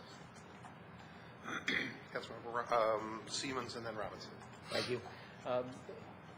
You know, as I said earlier and several times through the budget discussion, I'm very interested in trying to minimize the tax increase for property owners in Tacoma Park. It does affect also the renters in Tacoma Park. But I'm certainly, as I said, I want to look over my shoulder. I don't want to go back and revisit decisions this council's already made. But I do have a couple of questions, just clarifications on items that we have previously decided. One is for the Casa trailer, and maybe it was mentioned and I missed it in the all the action at our last meeting, but is the trailer not covered with insurance to cover the damages that have been done? I'm not, we could check with our insurance company. It is not city-owned property. It is just a piece of equipment that we rent from another company, and we just have to be able to restore it in some fashion so that we can return it to its rightful owner. We can certainly check. We've not filed a claim, to be honest. It's just been a matter of boarding up windows and things that had to be taken care of immediately in the past. Just a curiosity, because it seems like other equipment that we lease is probably covered by insurance. You know better than I appreciate your checking on that. Be happy to. And the other item I wanted to check on was on the insurance. You had mentioned the significant increase in insurance rates, and I wondered how that was affected by our loss of accreditation. Did that have any impact on our insurance rate? Are you referring to the police liability insurance, Councilmember Siemens? Yes, yes, ma'am. We would need to discuss that with Legit. I'm not sure. That is, relatively speaking, probably not the largest insurance item, but I don't have that number. I can talk to Ms. Hampton and have that for the council next week. All right, thank you. Councilmember Robinson. I mean, I know I'm the novice, the newbie here, along with Josh on this, but I have been watching my own taxes go up, my own property taxes go up, and I'm also, I think we're all cognizant of the fact that to keep taxes the same, in other words, to keep the same amount of money coming in, we would reduce the tax rate from 61 cents per $100 assessment to 56 cents, a 5-cent reduction. So anything we go down to 5-cent reduction is actually an increase in what comes into the coffers of the city. At least that's how I understand it. So if we're talking about how much we're cutting the tax rate, we're not actually cutting how much we're getting until we cut it more than 5 cents. So I think I'm right on that. Yes. So anything that we consider that's less than a 5-cent reduction is actually an increase in taxes for everybody. So that's part of the reason why I'm comfortable proposing a 2-cent reduction in the tax rate. In fact, I'm comfortable proposing something more than 2 cents, but I know that it would have as much chance of flying as certain pigs. In any case, another thing that I'm very interested in and that I've gotten a lot of feedback from constituents is that sense of public-private partnership between our own staff and members of the public who are organized in one fashion or another. And that is what I've been trying to promote in my view and approach towards the reconciliation items that we have. And that includes our business associations and the historic Tacoma and folks in rec. And in fact, the rec department, it seems that, at least in part, unless I've got it wrong, the senior manager position for rec is tied up with that public-private partnership notion to some degree. And I can't, I believe that is kind of an unspoken priority for us on the council, although it seems to be unspoken that we want more public-private partnership, but we can't quite figure out how to get there. And so we're putting these, to me, things like the senior manager position come up out of frustration in a sense. And so I'd like us to be, I'd like to say that to the extent that it's true, and have that be, in our minds, some kind of priority for us. And so I understand, Councilmember Clay, that putting a number out there and then having it be reflected back as a reduction in our priorities is a concern, is an issue, at least if that's how it's been perceived by you in years past. But and I may well be frustrated in my inability to get a 2-cent reduction in our tax rate, but I don't want to be disappointed in our continuing to look at that notion of public-private partnerships and come back to it for rec and for other departments, all departments, to the extent that it's possible to, and it goes with Safe Tacoma, our grant to Safe Tacoma, all these things. How can we keep that really in the forefront? Because although it's really, I'll stop very soon, although it's important for us to act as professionally as possible from the perspective of our staff, we also don't want to discount the great talent, the deep talent and resources that we have in our own citizens.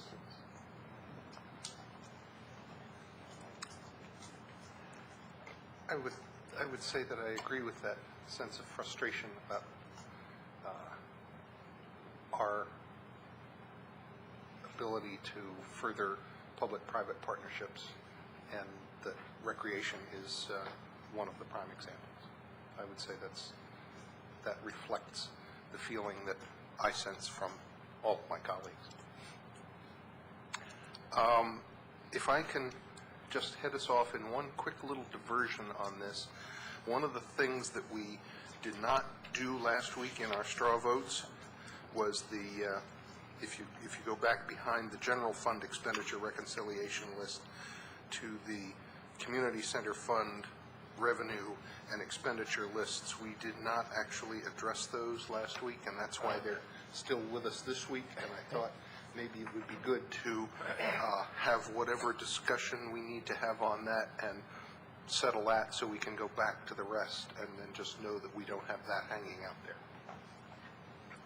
So would anybody like to make any comments about those funds, which basically are about the renovation and change of this room to become a multi-purpose auditorium? Councilmember Siemens. Thank you. I think I've made my presented my argument in the past, so I won't belabor it tonight. But primarily, what I'm suggesting is that because of the economic times, and because there are lower price solutions, that rather than do the entire renovation this year, that we authorize minimum upgrades to turn this into a performing arts space with removal of this diaz and some the minor improvements that are necessary to do that, and postpone the other things that will turn it into a top quality facility until next year, and we get a chance to see where the economy is headed. Councilmember Wright. I guess my perspective on this is that not all of the money, but much of the money we are at risk of losing if we don't use it. And I think we spent time debating about the different possibilities of how that money could be used. My recollection was generally as a council that we were in agreement that this was the best use of that money. I'm still have that perspective. I am very sensitive to what Terry's mentioning about the tough economic times. I think the challenge for me there is that it's not as though we can put this money into the general fund and help people out with their taxes. If I had that choice, I would probably make that decision, but we don't have that choice. So that leaves me feeling that we can make this space into a first-class, really great multi-use performance space.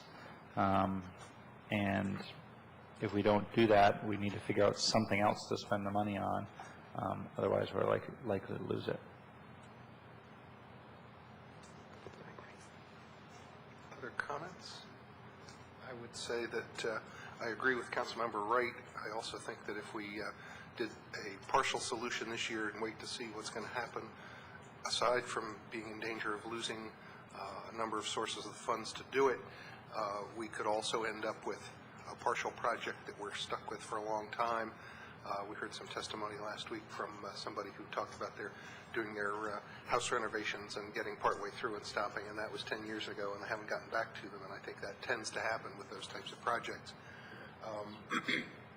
I also recall, I don't know, it could be that none of you was on the council back when we had our work sessions upstairs in what was then rooms 1 and 2, and we met with some of the aluminum tables pulled into either a U shape or a square or a rectangle, depending on how many people were going to be there. At some point, I think some of them had some little hanging skirts that got clipped to the edge of the table. The microphones hung down from the ceiling, and nobody could hear anything, and it wasn't a very pleasant experience.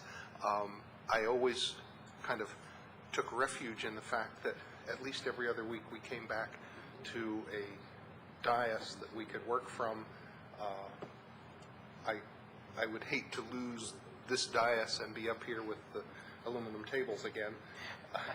And I think there's a sense on the council that we want to go forward with this, given the sources of the funds.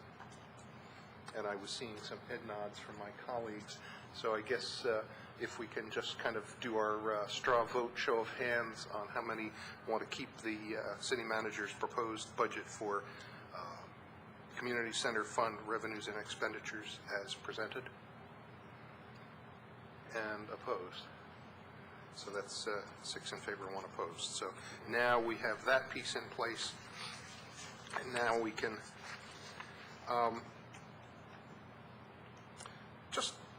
just to clean up the other loose end on the pieces that were behind that one page that we're going to be working from to try and get this down to a final number.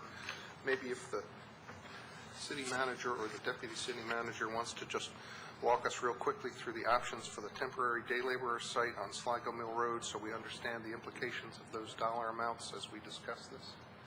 Since we didn't have that discussion, we got into the discussion last week, but we didn't have a sense of where we might want to go. We just knew that we needed this information.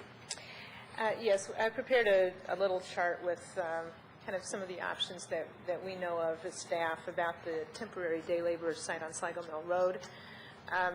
The county council approved $15,000 for 3 months' worth of operations of the temporary day labor site.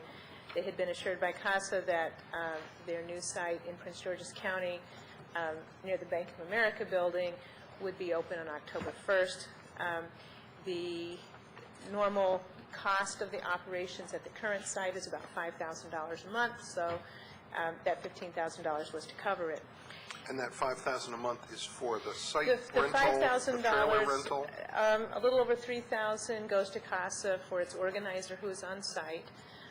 Then some money is for the trailer rental, some money for porta potties, and $450 a month goes to Mid-Atlantic Seafood for use of the rear part of their parking lot as an area for the day laborers to congregate while they're waiting for work.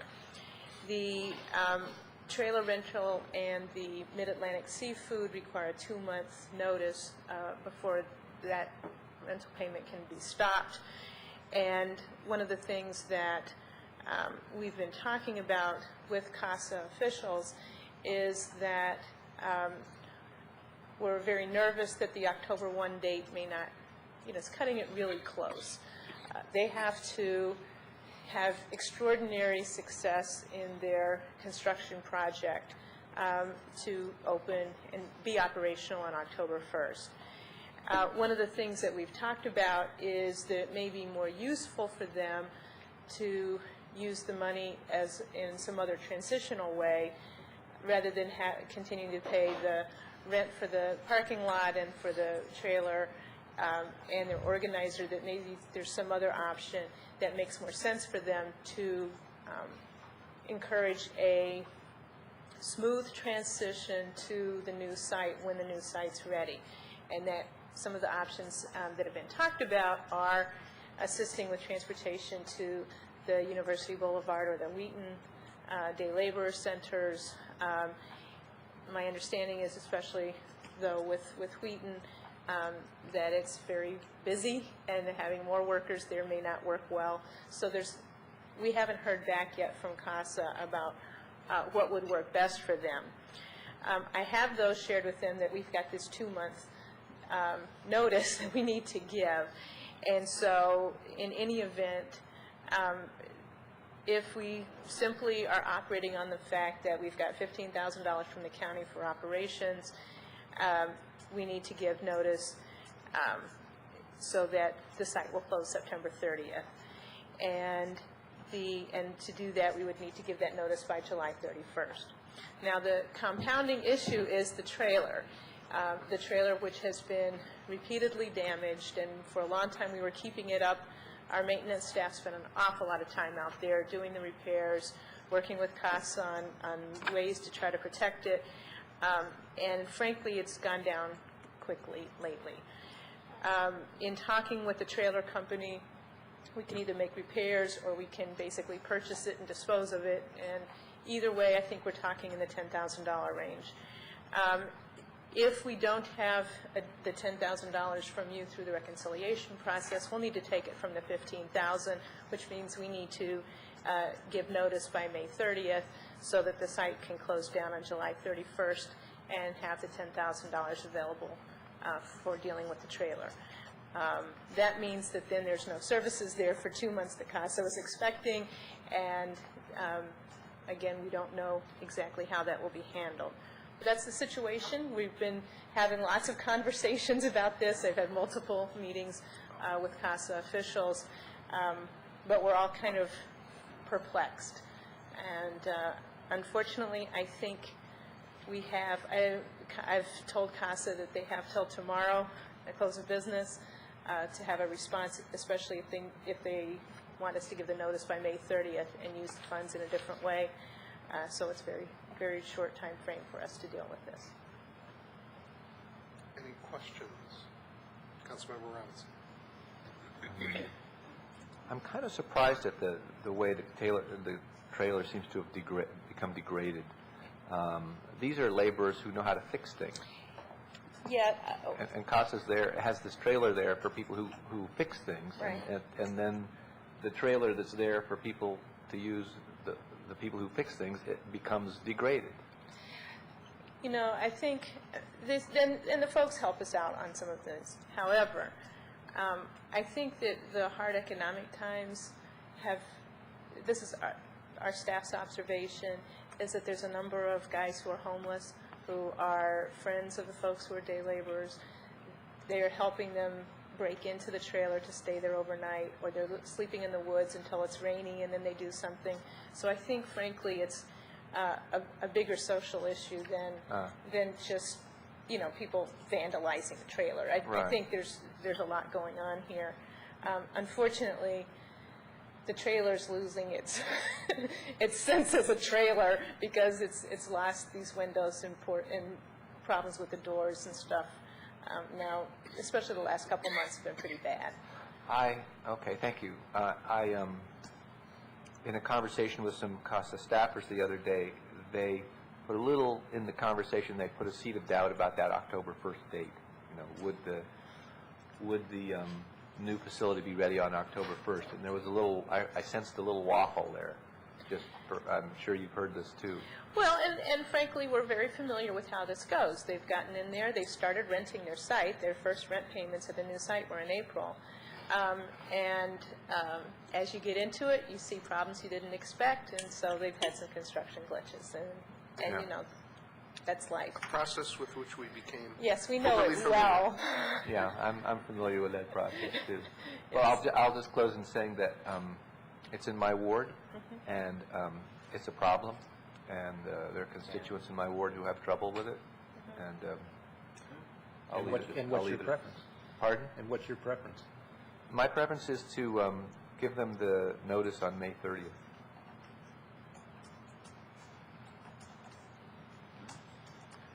Any other questions or comments?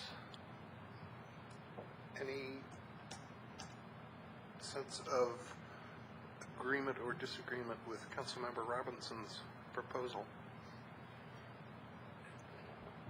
I support keeping the day labor site going until the county can take over, so I would support the full 3 months, I guess it is, full 15,000. Councilmember Clay. Does the trailer have to continue to be there, though? I mean, it's going to be a stub soon.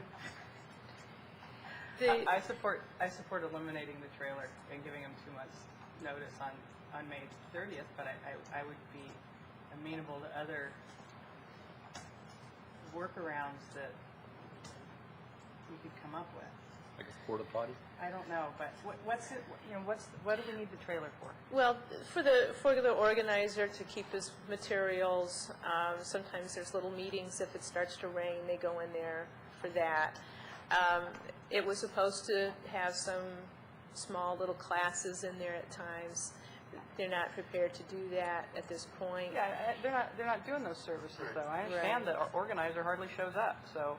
That's been corrected. That's been corrected. Well, we've been very diligent about that to ensure that he is on site now. But I think, it is not it's not a good place for the day labor site in the first place. Right. And people have to come there.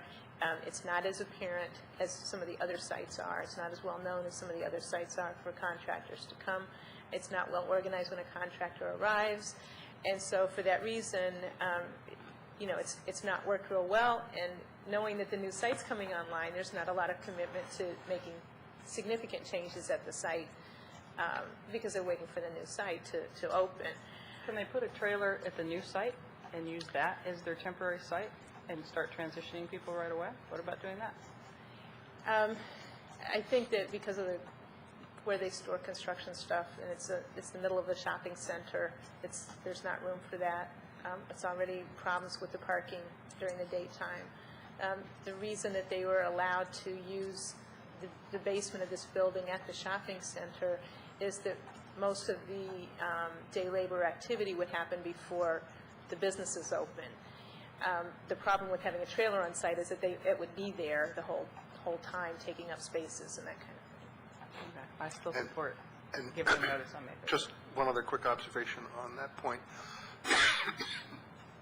is that my understanding from CASA is that once the construction starts at the new site in the basement, their direction to all of their day laborers will be, do not show up at this site looking for day labor work with the contractor who's doing the work on our new site. You will not be hired. No day laborers will be hired from this site. So they're trying to get everybody to not go to that site. To go to the other sites, though, and that there would be they have two vans. Those that Councilmember Clay, those that but those that they would hire to work on the new facility would need to go through the proper channels, not at that location, and then have a van bring them over. And CASA apparently has 2 vans available for that transportation.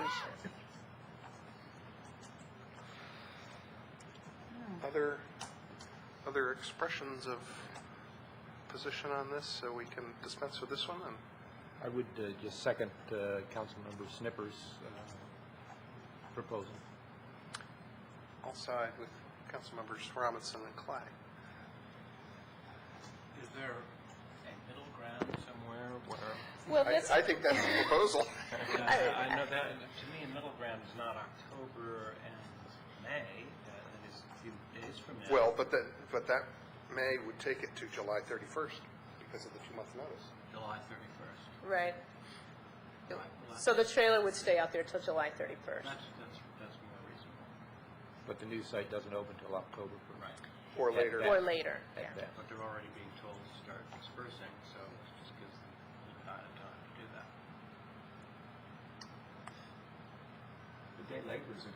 The day laborers are gonna show up somewhere. With or without the trailer. Right, and one of the things, we've had a ongoing discussion with CASA that one of the important things is to handle the transition well. That's give flyers to the contractors, that's make sure that the day laborers know where they can go for services. Most of the people don't live right there at the temporary site, they come there. They would be encouraged to go to a different one of the CASA locations for service.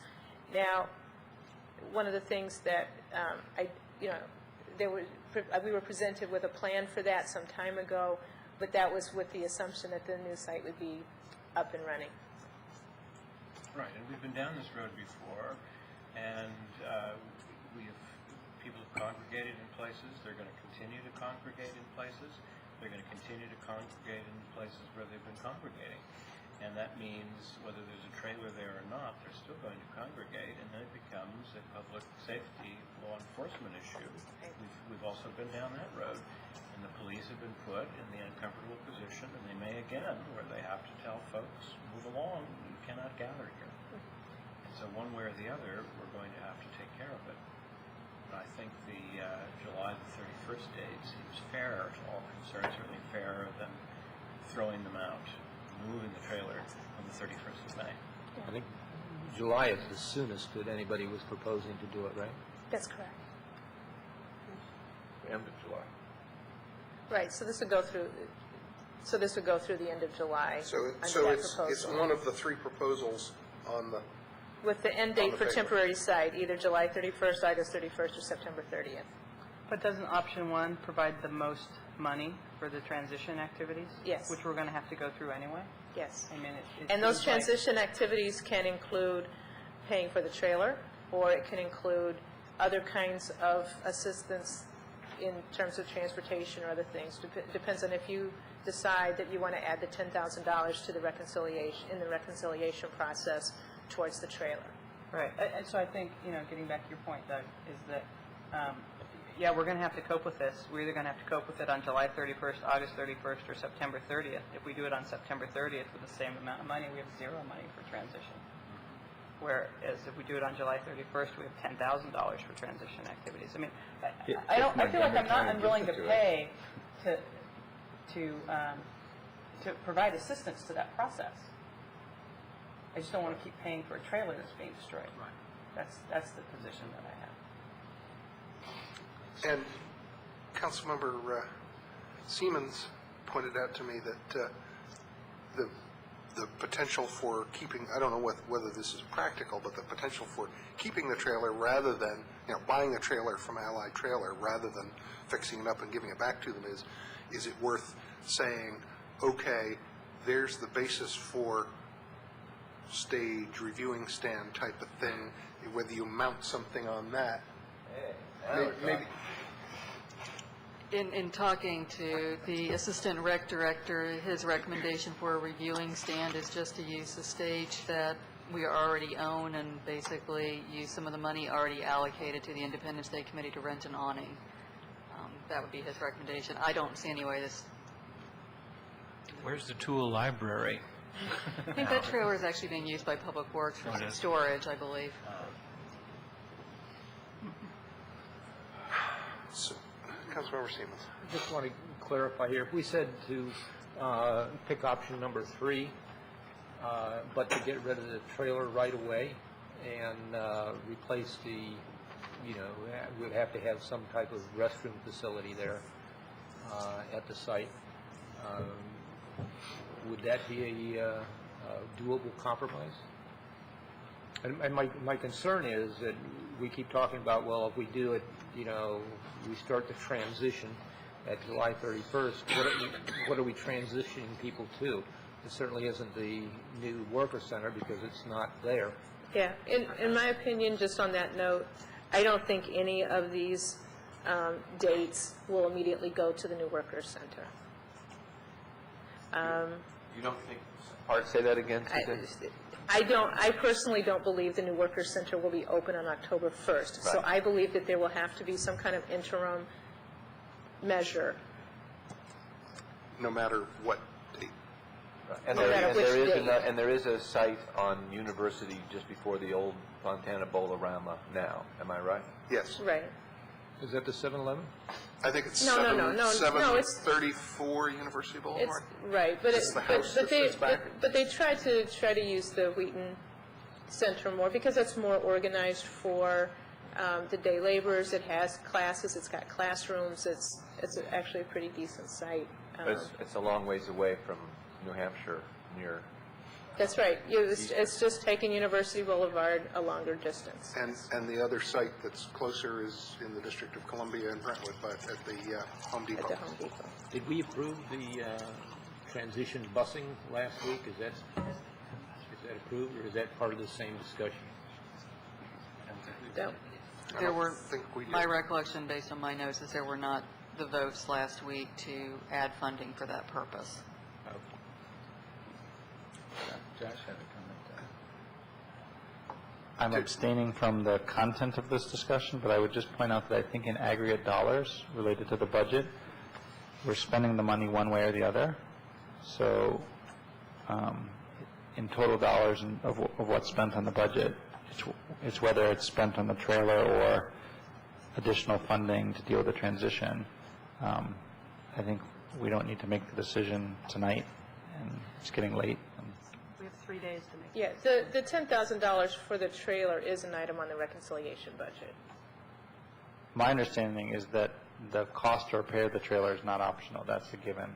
So the question is whether we're going to have $10,000, $5,000, or $0 to add to the transition activities. Isn't that correct? Well, the question is, I mean, the issue is that if you use the July 31st termination date, then there's $10,000 that could be used for the trailer, and you would not need to have it on your reconciliation budget. That $10,000 would be part of the county's funds. Oh, so you're saying that we would use the $10,000 that's supposed to be used I'm saying for you have a renting the trailer choice. to pay the... I'm saying you have the choice as the city council to choose whether you want to have $10,000 of the $15,000 allocated from the county to go towards the trailer, or you want to allocate $10,000 of city funds towards the trailer. Or some number in between. And your note at the bottom is that Montgomery County would have to approve the use. Yes, and we've had lots of discussions with them. I think that they're willing to be helpful on this. It doesn't sound, the items that I've talked about seemed agreeable to the main staff involved in this. If something completely very different came up, we'd need to double check with them. I think we were hoping to get some direction this evening, as Suzanne mentioned. If we, by the time the next council meeting rolls around, we're already into the month of June, so it's going to kind of box us in a little bit if the council has a strong feeling one way or another. So I think where we left this was, in terms of the option numbers, we had 3 council members in favor of option 1, 2 council members in favor of option 3. Councilmember Barry hadn't indicated, I don't want to put words in your mouth, but you hadn't indicated which one, and Councilmember Wright is recusing himself. So all on your shoulders, Mr. Barry. Look at these options again. it's on the back of your packet. I lost mine. It's on the back of your packet. You say 3. Say 3 and it's a deadlock. Say 1 and it's over. Say 3 and a little more discussion. Number 1. Okay, we have 4 votes for number 1. Therefore, now, of those, we do not need to put 10,000 in the reconciliation for this. so you want that 10,000 to go for the trailer? Okay. Correct? I think there's some confusion. There's really 2 different pots of money that we're talking about. There's the $10,000 to fix up the trailer, which it's on the reconciliation list, but it's really not discretionary. I think what we were assuming, and Suzanne, please correct me if I'm wrong, with the $15,000 that's already in the budget, which will be matched by essentially $15,000 in revenue from the county, so it's a wash, is what happens with that amount of money. What I'm assuming, and if my assumption is incorrect, please let me know, is since there's a majority of the council that wants option 1, we will basically be operating the site into June and July, and there will be some portion, Suzanne, of that $15,000 that's already in the budget, unless the council wants that to go towards the trailer, for transitional activities, whether that's transportation to the other sites or whatever we work with CASA. Is that correct? if we don't That's give- what you meant by 10,000 for transition activities. Right, well, the issue again comes to you, whether you want to use $10,000 of the county's $15,000 towards the trailer, or you want to use $10,000 for transition activities and have $10,000 in your reconciliation budget for the trailer. Can I propose that we go with option one, that we put 5,000 in the reconciliation list in the budget to cover 5 of the 10 needed for the trailer, and that leaves money for some transition activities and covers part of the trailer out of the 15,000 from the county. Can I ask just a clarifying question for Yeah, I Suzanne? understand that. Has Montgomery County indicated that we could use part of their $15,000 to fix up the trailer? That's the part that you and I haven't talked about. Well, yes, to the extent that their money has gone to fix up the trailer in the Okay, past. It's part of the operations of the site. Thank you. Councilmember Robinson. While I would like to see this day labor site move on and go up to University Boulevard, I'm also a proponent of CASA getting support because it's a public-private, back to my old public-private partnership thing.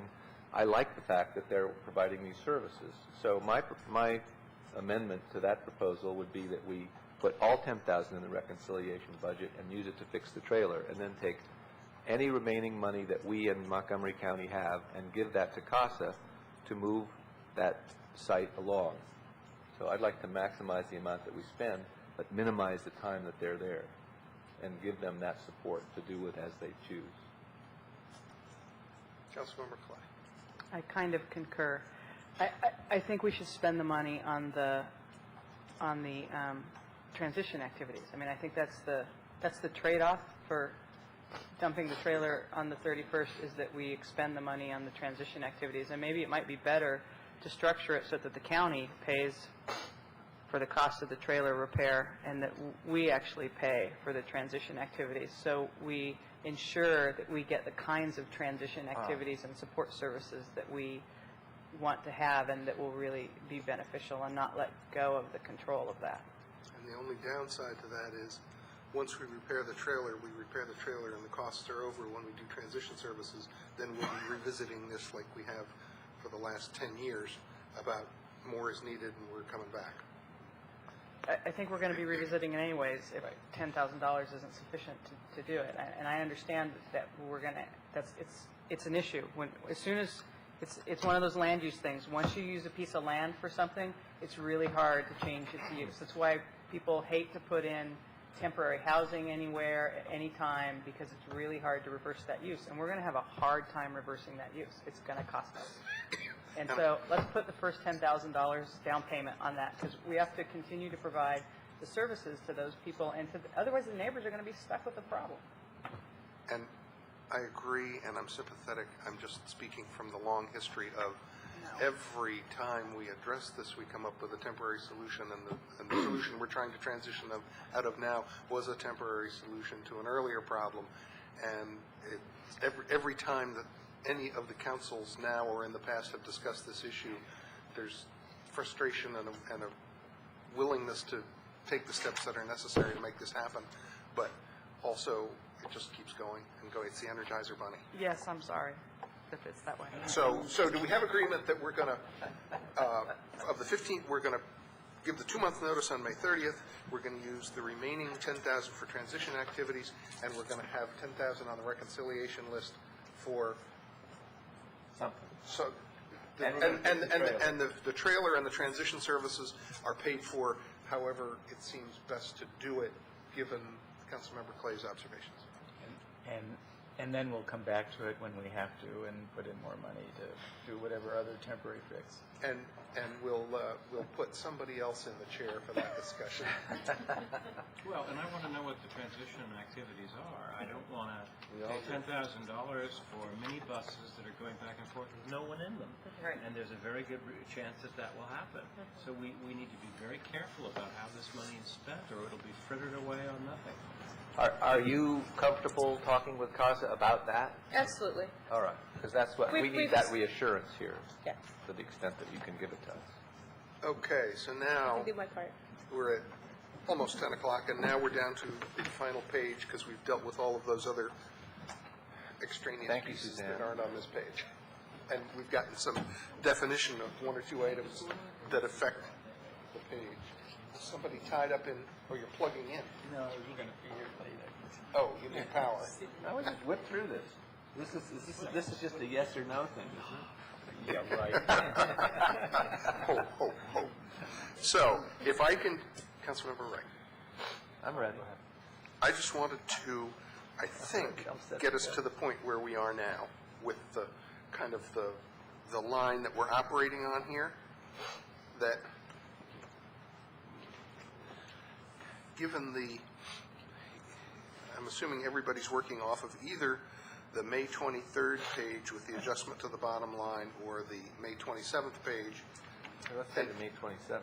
All right, so when you look at the May 27th page, and you take the difference between the first line and the last line, that's, we've reduced Lo and behold. proposed expenditures by $76,158. You combine that with, back over to the May 23rd general fund revenue page, we've added 6,000 in revenues.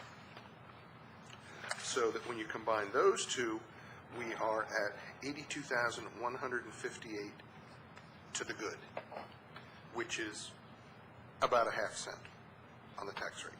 So close that it's a half cent, because the half cent revised half cent figure is 84,127.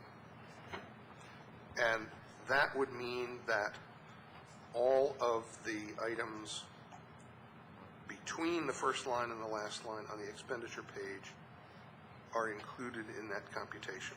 So what we're now dealing with is those items between there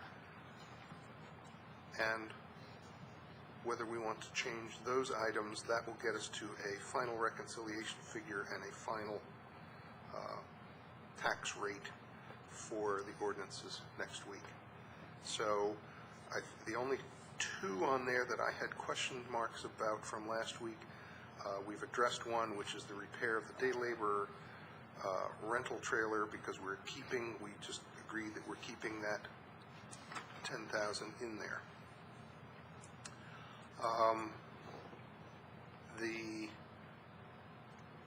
The line below that, the employee recognition awards, I have down that all of us agreed that that was going to stay the way it is on the reconciliation list coming out. I also had down there under capital outlay, the Grand Avenue Landscaping Screening Project had 7 votes, so I don't think that is any great discussion. And we had the Emergency Assistance Funding for Advanced Community Services had 6 votes, so I don't think anybody is trying to talk about that one.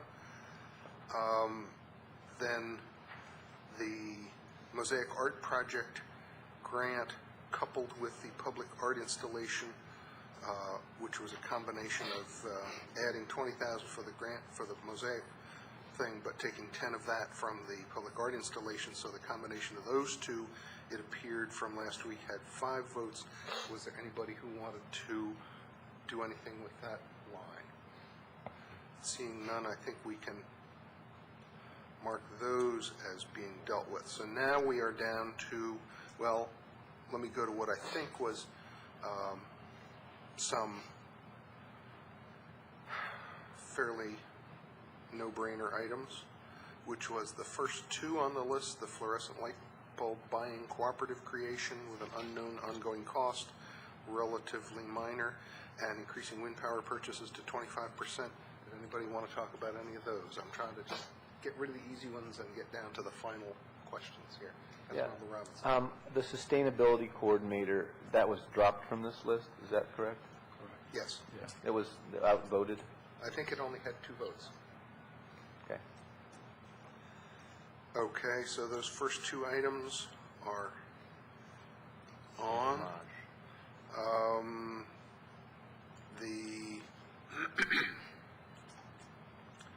The city-sponsored Winter Basketball League, that expenditure number was linked to the 6,000 revenue number.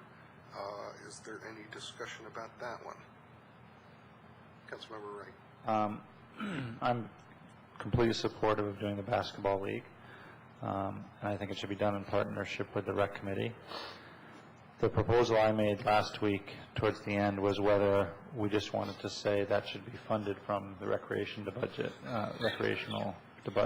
We shouldn't add money specifically for it, but that we were certain we wanted that program to happen and leave it up to the recreation manager and the city manager to decide what other programs would not be done in their place, which is a net. If you did that, it would be a net basically of, I think, $10,000 roughly, that $10,300 or $225 or something.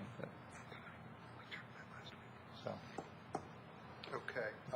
Any discussion about that one, whether you want to leave it in as a 10,000 net to the bad? Or say, no, incorporate it into the bottom line recreation department number. Oh, I see. The 10,000 cost is the 16 minus the 6 registration or whatever it is. Right. So a council member writes saying, well, let's take it out of this, but just instruct the council or the city manager to make sure that that takes place. And that would put us 6 in the black, because we'd have the 6 from the registration, and we wouldn't have this 16 cost.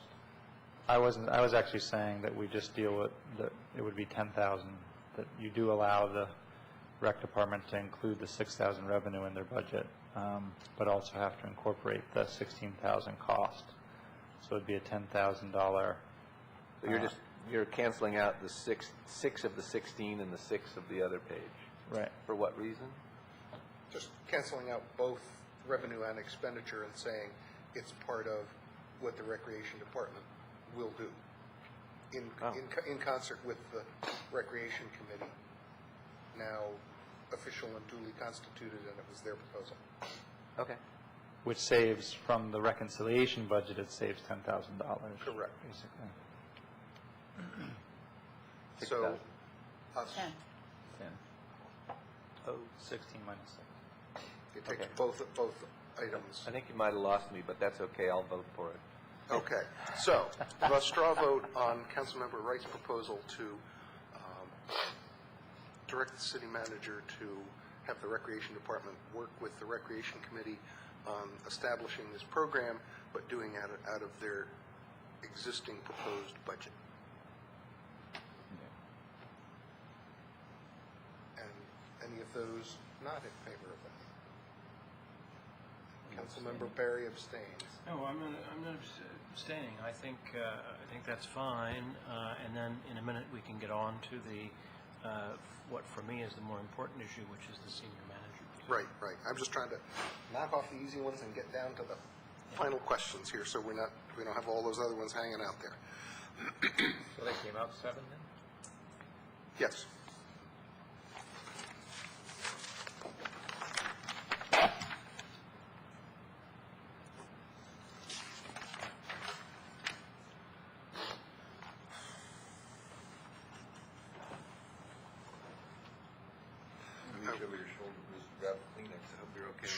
Sure. And then we'll put a line item in for Councilmember Kleenex at the back. So now we are down to. Jesse wants to wash her handkerchief. Start recycling. And we know that the addition for the OTBA Main Street 5,000 we already did by resolution, so we're not discussing that one. We had 4 votes in favor of the capital grant match for, what is MCAHC, Montgomery County Arts and Humanities Commission? Yeah. Good work. Good. Yeah, that's what I. Why is it that? It's the Save Tacoma has money from them, and this money. Oh, this is giving them. Historic Tacoma. Historic Tacoma has the money, and this is the match for that grant. Correct. Okay. Yeah. Is there any discussion on that one? We had 4 votes in favor to keep that on the reconciliation list. Any of those 4 want to back away from it? Any of the other three want to say, yeah, me too? Do we want to leave it where it was, say it's done and go on? The latter. Or does anyone want to lobby to change opinions? Correct, that too.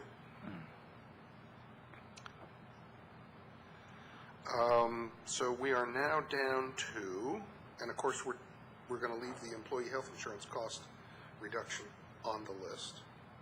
And I will take a little bit of ownership for that one, since I did find that, and that did put us 54,000 to the good. So I'll claim a. I'm confident Barb would have caught that. No, I caught that. Can you remind me about that one? Which that one is? No. What is it? Okay, don't remind me. I'll take Colleen's word. It works. It's real money.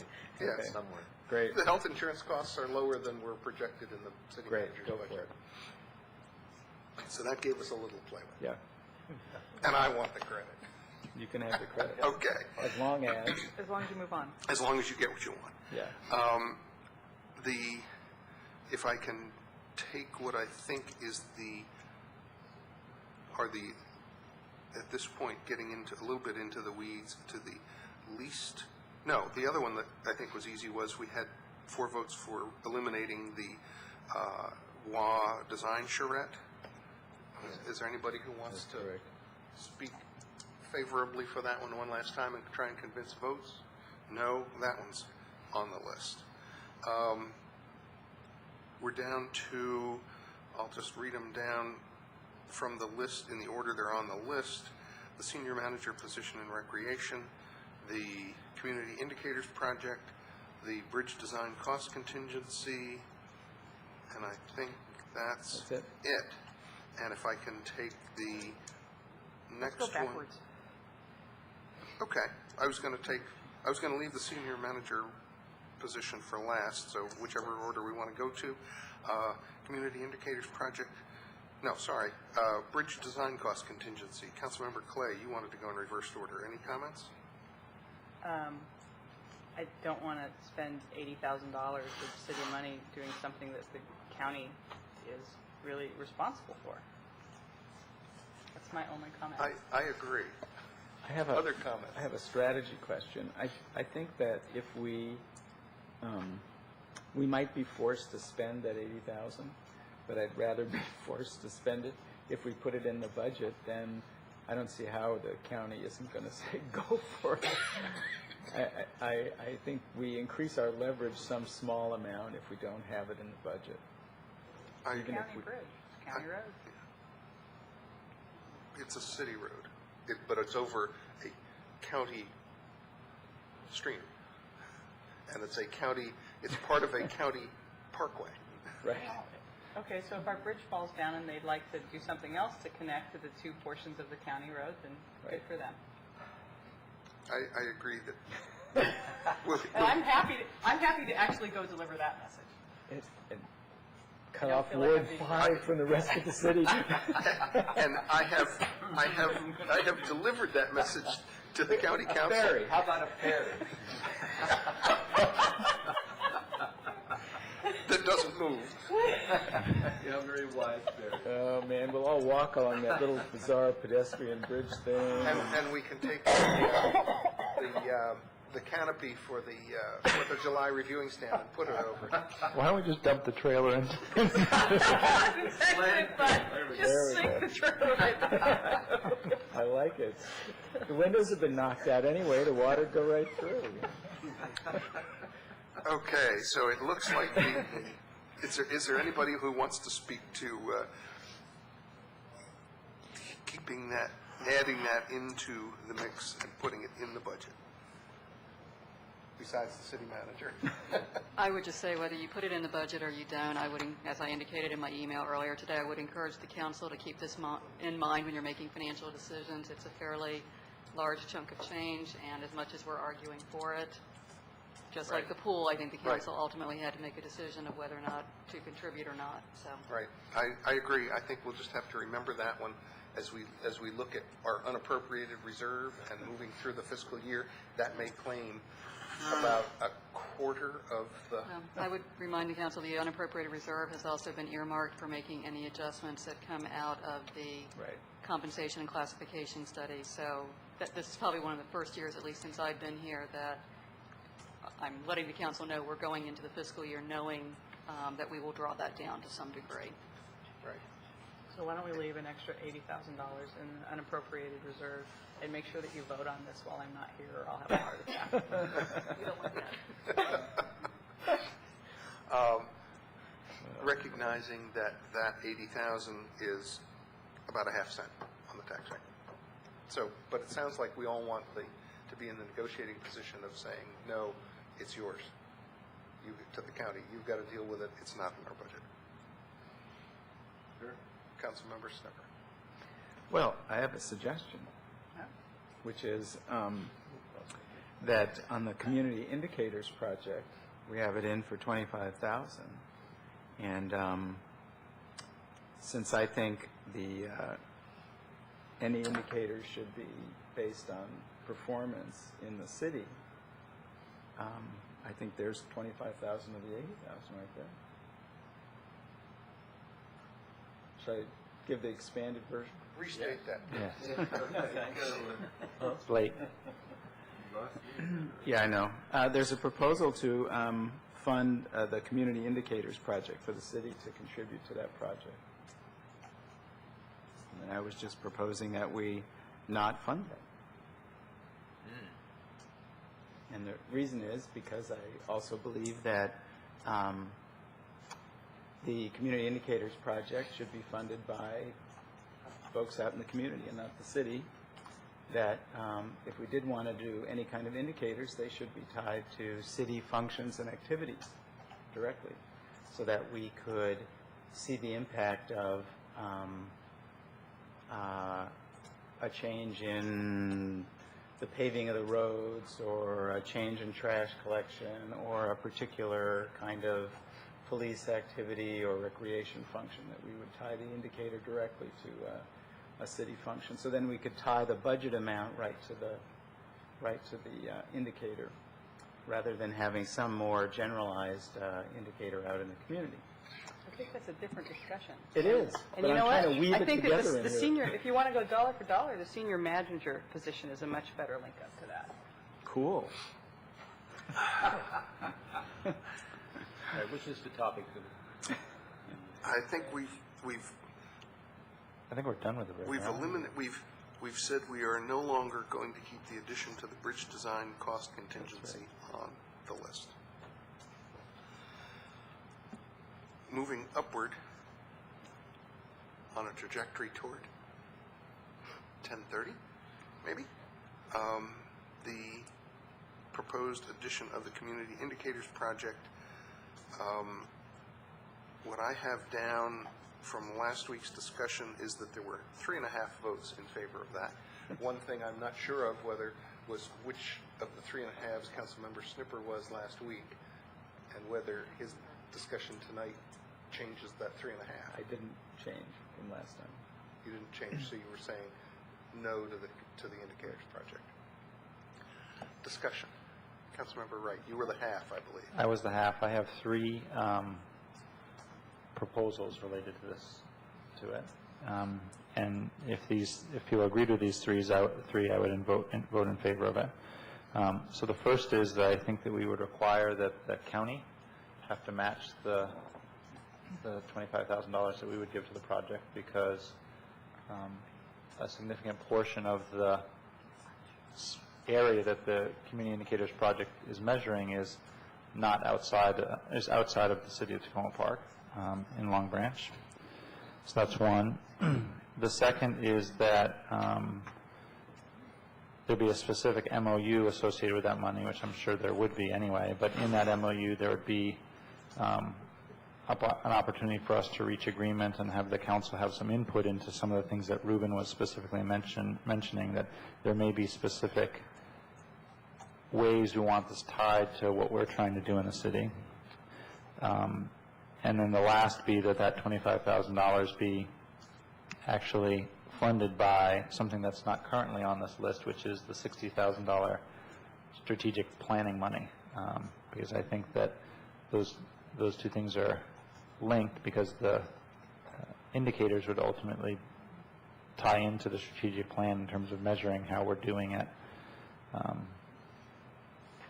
achieving our goals and having this be a more livable place. So those are my three proposals for So, discussion. if I can understand your last point, were you saying that, what was the link that you were making between the strategic plan? No, the No. $60,000 of the strategic plan is still in there. I in the think it budget. only had 3 votes to delete it. Correct. And so the link I'm making is that the Community Indicators Project is going to provide us a set of indicators that will help us tell how we're doing, along with things like the survey, in terms of providing city services and also thinking about strategic direction. And that would be money well spent to be part of that process. And I don't, since I'm not and I heard this from many other council members, not necessarily a fan of the process being a community engagement strategic plan, but that we still needed money in the budget to do strategic planning. I don't think it's going to cost us $60,000 to do strategic planning with the group of 8 of us up here. And therefore, I think that's where I thought you were going. I wasn't sure if you were saying what I was going to say, which is, are you proposing that we say that the community indicators 25,000 replaces 25,000 of the strategic planning money, so that it's a wash, both the strategic planning money and the community indicators project are in, but that we have a net out of the 25,000 for the reconciliation? Right. Another way to think of it would be that we have $35,000 left to do a strategic planning process for, if we choose to spend it for this, the council and setting the city's strategic direction.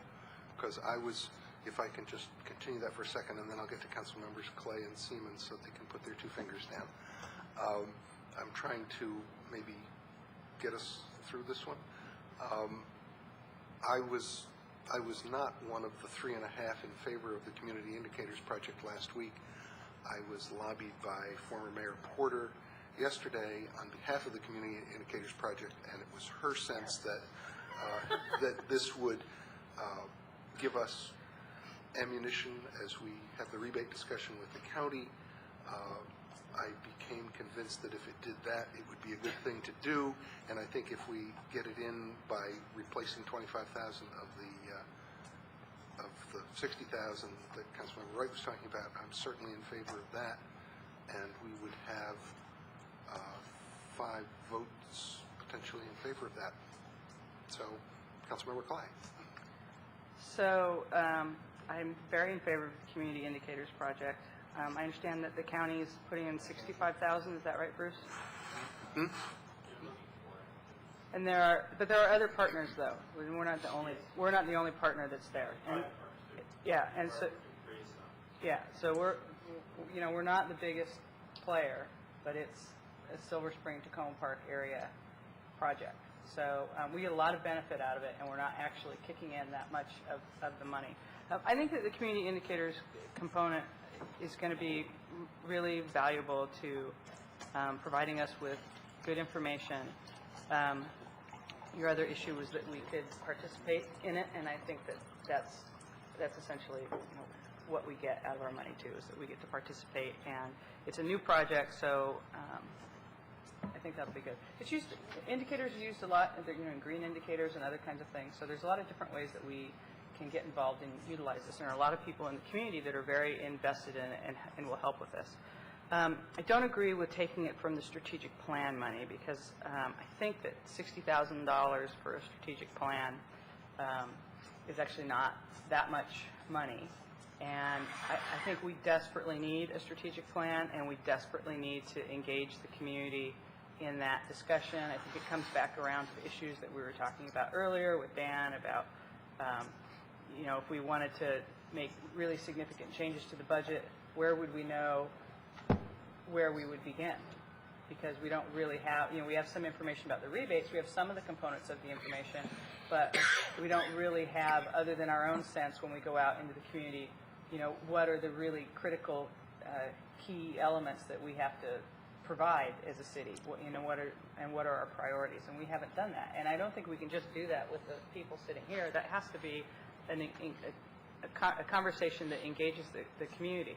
I haven't been that crazy about some of the previous community engagement support that we've got, and would really actually like to hire a quality organization to be able to do this work. And so I don't want to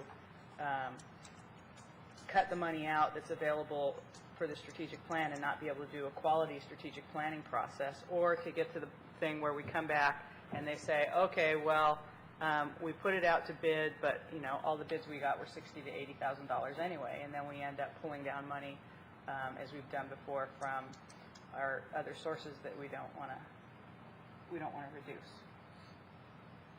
Councilmember Sue. Thank you, Mayor.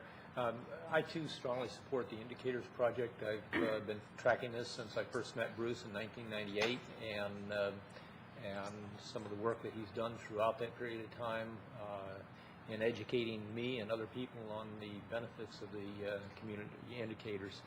I also support Councilmember Wright's proposal.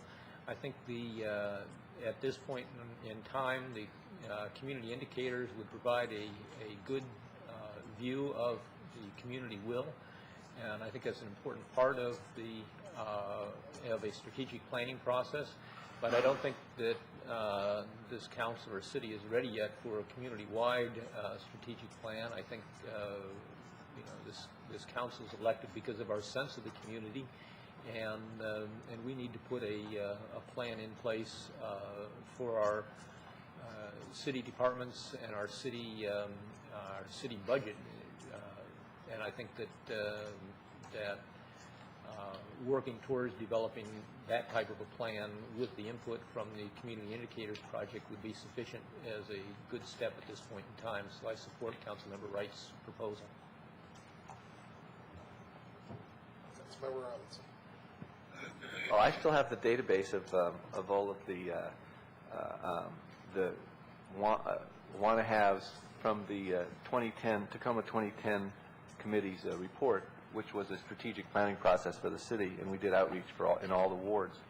And I'll be glad to offer that up as a URL, and you can sort it by strength, weakness, opportunity, and threat, and the number of stars it got, and the different areas of the city it applies to.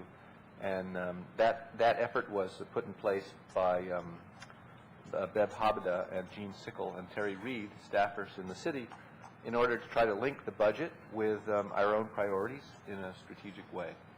So I'm very happy that Bruce is back after 10 years with this on the table as an official effort, and I'm also had mixed feelings about cutting back on the strategic planning dollars to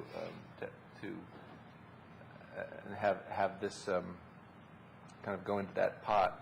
I liked the strategic planning example that that city manager that our city manager gave to us in the packet a week or two ago. There were two example strategic planning results, and the second one had very specific items that were of import and how to get there. I don't have that in front of me right now, but I remember it well, and I don't know how much that kind of thing would cost, but whatever it cost, it looked like a good idea. So I'm in charge of I'm in favor of the Community Indicators Project as offered up, and if it took biting into the strategic planning dollars to get it passed, I'd bite in, but my preference is not to.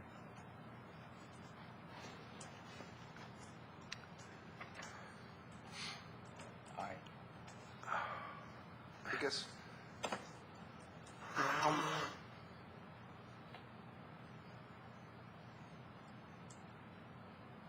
what it comes down to is I think we have sufficient support for the Community Indicators Project. The only question is whether it is linked to the offsetting reduction in the strategic planning dollars.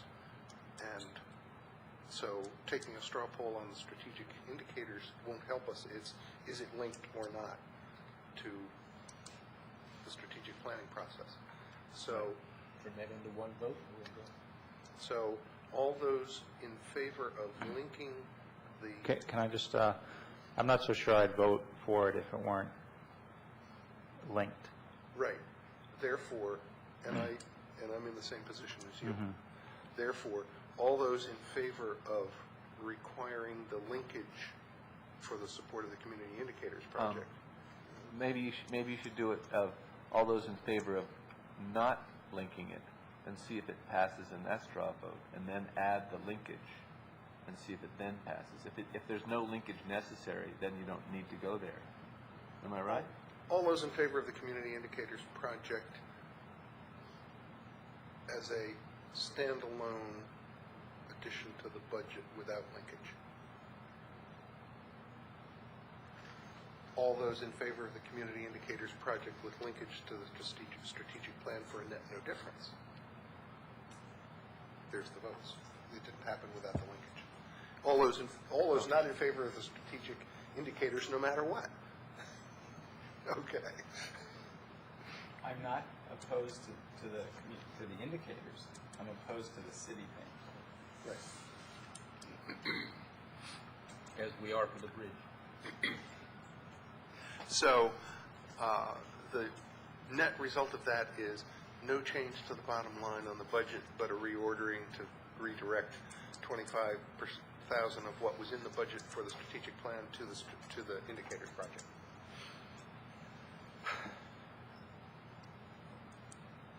Having fun? Okay, that gets us down to, I believe, We're at $117,000 positive right now in terms of the reconciliation budget, just in case anyone wanted to know. I had 113,326. He's got a spreadsheet. Oh, we took out the bridge design cost, actually. And we included the 2,000 Grant Avenue from the stormwater. I'm sorry, with the bridge taken out, it's actually 197,000.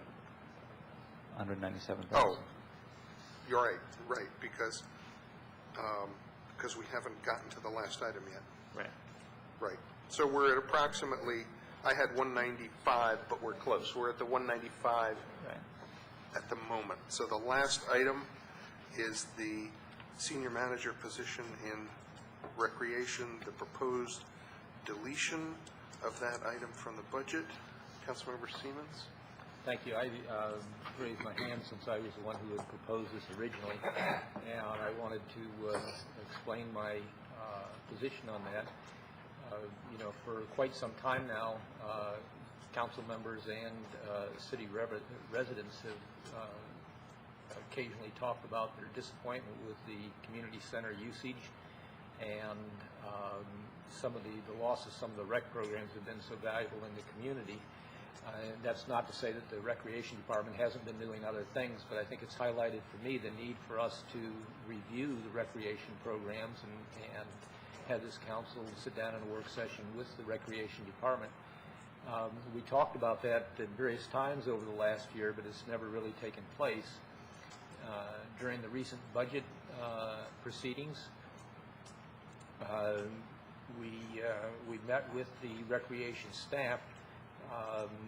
The program statistics that we received during those presentations didn't offer me any additional clarity on what has been done, what we've accomplished over the last years, what our goals are. I talked before the budget hearings began and asked that maybe we could talk about department goals, and that would be a way of moving us forward and reaching an agreement between staff members and community members on what we want to see from our recreation programs and our recreation department. I know that that we've talked about formation of more partnerships with community organizations that run some of the sports programs and other programs that could be offered here in the city. but yet we're still waiting for a review, and I'm confident that that review is going to take place. We're going to schedule that and have a review here at the council, but I think that until we do, we shouldn't be filling vacant positions or taking other major steps. I think in the past we have had the same number of filled positions that we have now within our management staff in the recreation department, have been able to run adequate recreation programs. So I'm suggesting that we should freeze this position until January 1st to give this council time to review the recreation programs, what we do within the recreation department, and clarify with the community and with the council and the staff members in the rec department so that we're all on the same, playing to the same tune and agreeing on where we headed. And at that time, and only at that time, do I think we'll be in a position to decide how we want to, how the city manager wants to staff the department. So that's, and in a nutshell, why I've added this to the reconciliation list. Councilmember Snipper, you have a question? This is just a clarifying question. Is the 81,000 for half a year or for a full year? Full year, right? Okay. So the actual under Terry's under Would be half Councilmember of that, Siemens right. would be roughly half that. Correct.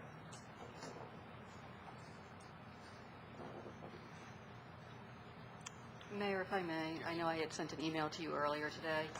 I had the opportunity to talk to the rec director when she returned to work this week. In talking to her, rather than freeze it, if the council's inclination is to freeze it, she would recommend going ahead eliminating it. The reality is we're going to have to distribute this work and make programming decisions for that 6-month period. That work is going to have to be redistributed among various staff members. She brought up a very good point that I had not thought about, which is we cannot be adding duties, particularly to unionized positions, without going through a classification review. Which we're in the process of. Well, it's actually, there's going to be certain duties that fall within the scope of some of the unionized positions, but particularly as we try to evaluate some of the supervisory and oversight functions currently being performed or previously performed by the senior manager who just left, that may trigger some classifications. But I think she brought up a very good point. We're going to have to figure out what to do for half the fiscal year, and to stop and start and to try to make that adjustment, she said, would be more difficult trying to switch gears mid-year than just being able to go forward knowing whether she had the position or she didn't. And I think she brought up a very valid point to me just in terms of what we can assign to a unionized employee without possibly triggering a grievance from the union if we're not compensating an employee for those additional duties, which was a point I had not thought about.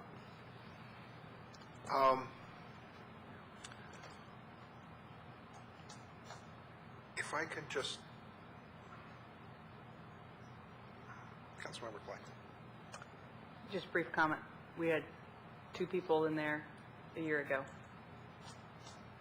So, and the same positions were being managed by 2 people a year ago. So that's all I want to say. I guess my comment is that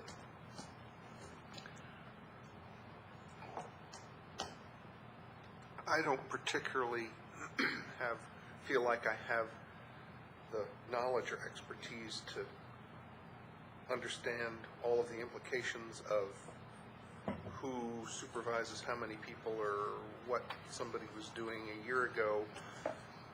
I just know that my sense is that there have been a lot of improvements in the recreation department. I think we're making a lot of strides in finally providing some programming in this building and in the New Hampshire Avenue Recreation Center that are beginning to address the needs that we wanted to as we expanded this building. At the same time, there's frustration that I know all of my colleagues share with the sense that the recreation department seems to have pulled back from a lot of community partnerships, particularly in the sports leagues, that we can, I heard a figure today, I don't know whether it's right or not, that we, at one point in the not-too-distant past, had 80 community volunteers working with the Recreation Department in putting on programs. My sense is we have nowhere near that now. I'm not sure we would get back to the 80, but I sure feel like we could be a lot closer to it than we are now. So I think that the frustration that this council has heard from a number of residents and that we have experienced in varying degrees in understanding where we are with recreation programs and how we are providing what's needed to serve our community and also nearby Silver Spring. I know that a lot of the particularly the sports leagues have kind of a half and half participation from Tacoma Park and Silver Spring. So I think that we need this discussion. It has been brought into sharp focus for this council, and what I want to do is not lock us into heading down a particular path without that fuller discussion. I hear the concern that the city manager just brought about whether to, about the triggering things if we abolish the position, and if it's a half year, it might as well just be gone for the year because things will have to be redistributed. But I also sense that we want to have the ability to potentially change some of that classification if we decide that there's a better way to go in how we do it, but I don't know what that is yet. So I would just like to maintain that flexibility while having that discussion so that the council fully understands how to address the frustrations that we've experienced. So at this point, given what the city manager just said, I don't know whether that means abolishing the position and going forward that way, or whether it means keeping the position money in there but saying don't fill it until we have that discussion. Does that get us to the same place with what you were saying, without a, like a 6-month freeze, but just saying the council wants to be able to discuss this more and provide some policy direction to the department before the department goes ahead? The closing deadline for the advertised position was today, I believe. Suzanne, if she knows. Obviously, I think the council needs to make whatever decision it feels comfortable, but we are at a point now, especially going into the summer months, which is one of the busiest times for the department, of having to just make sure that those duties are handled. And I think what Ms. Hadeven is, I think she's been trying to be honest, if she's going to have to make those decisions, and if the council's not comfortable, then she would rather just be able to go forward making a permanent decision of how to handle things, and not be left in limbo.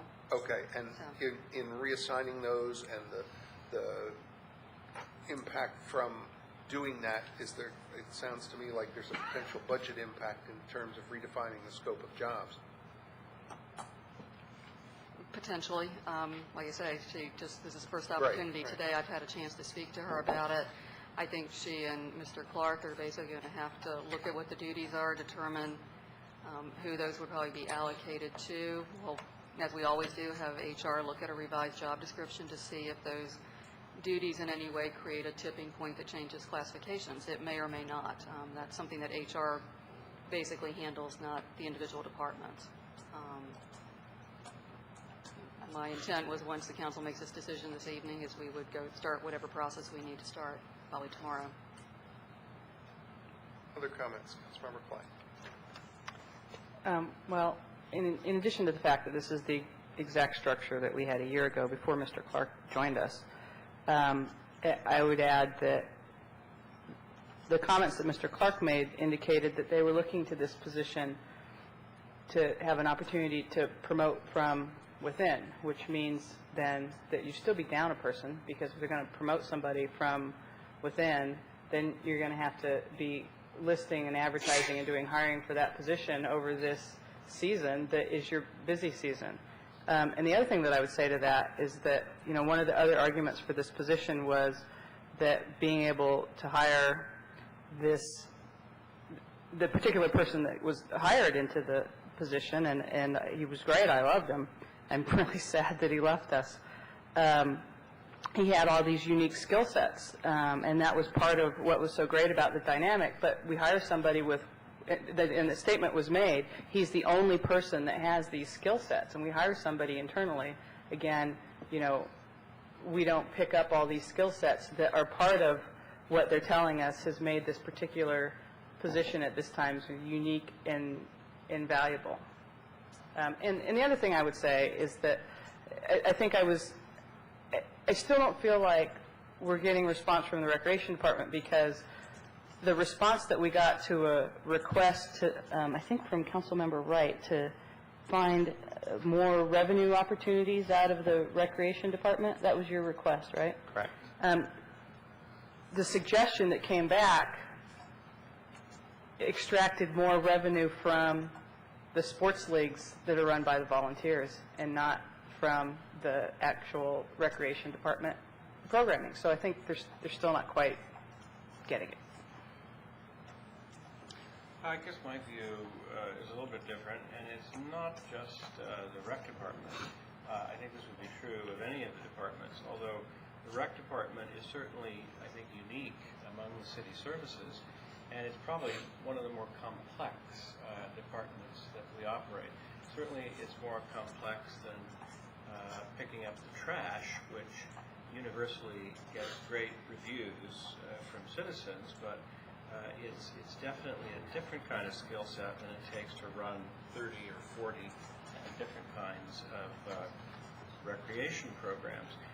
What I've been hearing for the last couple of years is sort of a amorphous set of concerns and criticisms about the department that is it needs to coalesce into a set of specific policy directions, which I haven't seen in 5 years of being on the council.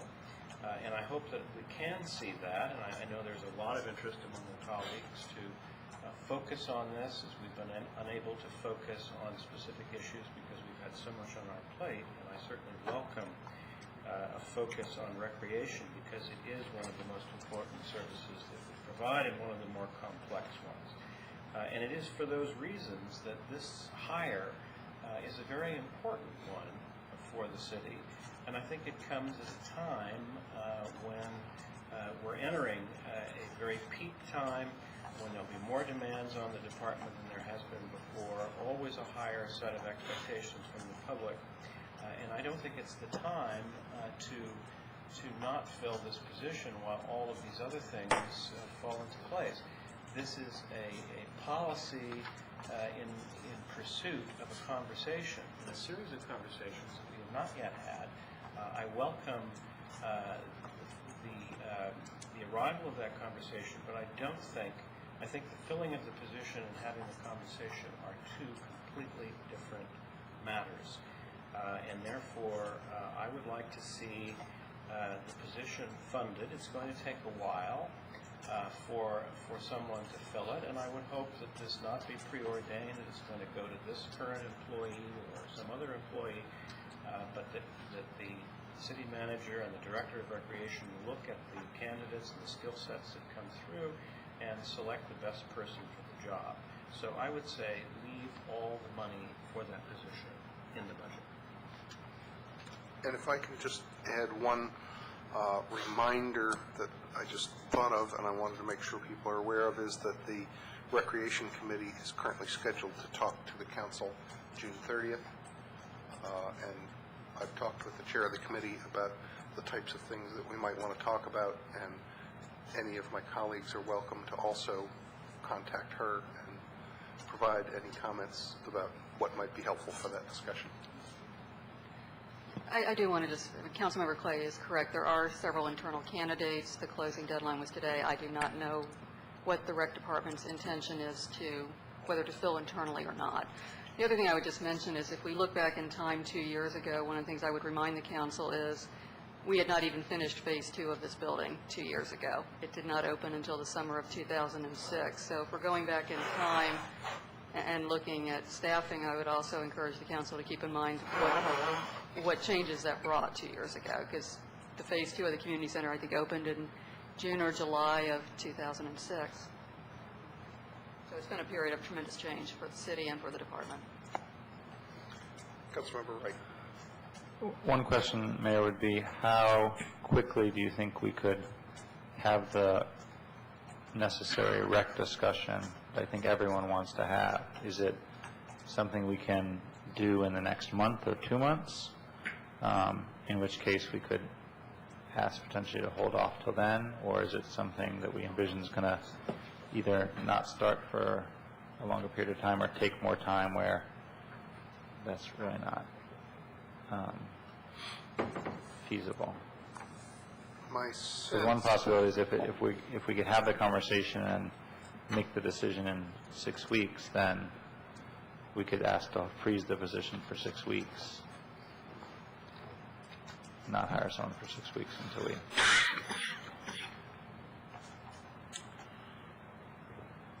Looking at the schedule, I don't know what might appear tomorrow when I meet with the city manager and the clerk, but we are in fairly good shape. Basically looking at June and July before the August recess.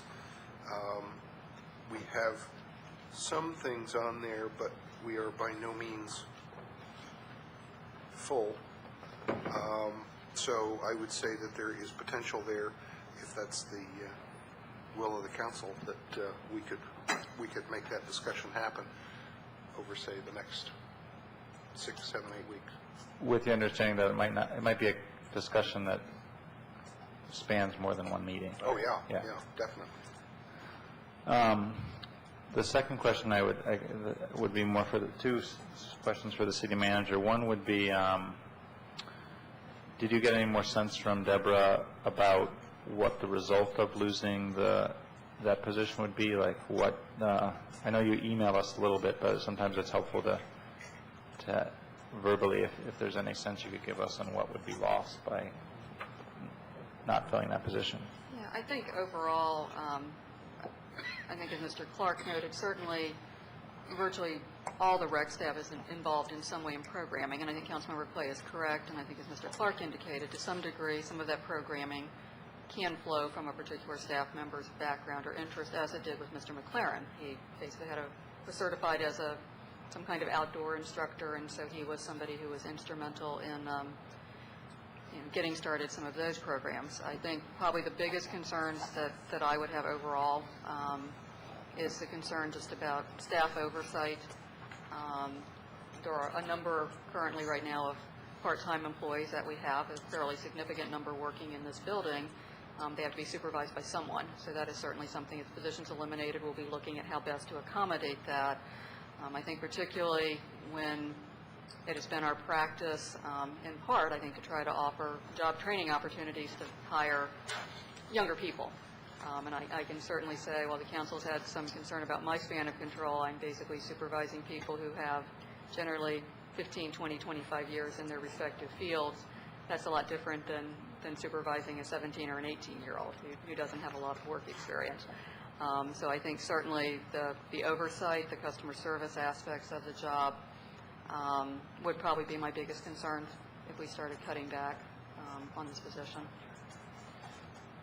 And then the second question would be, if we said to you, because it's a little bit arbitrary other than the fact that the position is vacant, for us to say, we want you to cut this particular position, as opposed to saying, we want to spend $81,832 less in recreation until we have a better sense. Would you make a different decision? Would you cut something different than this position if you were? Within rec or citywide? Within rec. Truthfully, if the option were given to me, I'd probably look citywide. I think there are and I mentioned one of these to the council, I think in an email probably a week or 10 days ago. And the Chief Rakucci is aware that I have done so, which is I would probably look at things that I thought had less of an impact on core city service, which I consider to be our ability to basically properly supervise and train our staff and to serve our customers. An obvious answer, and I don't say this lightly because I'm a proponent of it, would be to look at the accreditation officer. There are literally hundreds and hundreds of good police departments across this country that are not accredited. Arlington County just made voluntarily a decision to drop that. That's something that while I think as long as Chief Rakucci is the chief, I have the utmost confidence that regardless of whether or not we're going through the accreditation process, he will take all the necessary steps. So that is the type of thing, truthfully, Councilmember Wright, I would look at if I were given that option. What about if we said within the Recreation Department? I would have to go back and look, quite frankly, like many of the other city departments, a lot of their budget is personnel. So it's going to come from one area or another, and that would be, truthfully, something I would want to talk to Ms. Hadovan and Mr. Clark about. They certainly are closer to their budgets. Just as a matter of practice from my days 20-some years ago as a budget analyst, I would want to bring any department head into a conversation if we were looking at cutting their budget, because truthfully, they're closer to it than I am. I think can probably assist me in evaluating how to reduce a budget and have less impact. Councilmember Siemens? Thank you, Mayor. I just wanted to touch on what Councilmember Wright had proposed in making it a more general cut rather than a specific position. And kind of the spirit in which I was offering this is that if this council is going to review what we expect from the Recreation Department and how we may change, there may be many different ways in which we explore changing the makeup of the Recreation Department, the programs that we offer, including a much greater emphasis on outsourcing or developing partnerships. And if that's the case, I think it would be, that's the reason I was saying that it seems foolhardy to fill a senior management position because it may be a position that is not needed after we have our discussion of how we want the recreation activities of the city to be structured. So I don't think across the board just decrease in money would meet the goal of basically not filling a position that we would consider eliminating in our future discussions. Because as we all know, that's a difficult thing to do when it's a filled position. It's also true, however, that if the policy shift would be towards more outsourcing and more use of public-private partnerships, someone has to manage those things, and it's going to be a staff member that's going to do the management. So you may think that you're reducing something, but in fact you're actually adding to the workload of the staff, and that's maybe not where we want to go. If I may, I was just digging through my stack for what went out to the council when they were discussing the rec department budget. 77% of the rec department's expenditures are personnel related, so there's going to be relatively little money to look for. But I could certainly talk to Ms. Hadovan about that. And Councilmember Clay was just asking me about the organizational chart, and I wanted to make sure that people got that email on Friday. Yes. As we're being sick all weekend. No problem. Special dispensation. Here it is, to your left. I do want to look at it, but I don't want to touch your computer. Is it a virus or what? So, Yes, you had a question? so why don't we leave the money in the budget and freeze the position and have the discussion ASAP? Because I was going to propose that, and I was going to say that we could have the discussion certainly in June and July. yeah, There's because I mean I agree with Doug that we're looking at these different positions and that may, but it also may mean a different type of a resource and may affect then at that point who you add. And the other thing that I would say to that is, if you do that, we might end up relisting the position, and we should recognize that. So we should probably, or at least extending it for a little bit longer. We should probably have the conversation PDQ before we go on recess. So, if I can check with the city manager, if we, is that you behind that chair back? I know, it's very... If I were shorter, I would see a knee. Would that, if we left the money in the budget and we said we were going to have that discussion ASAP,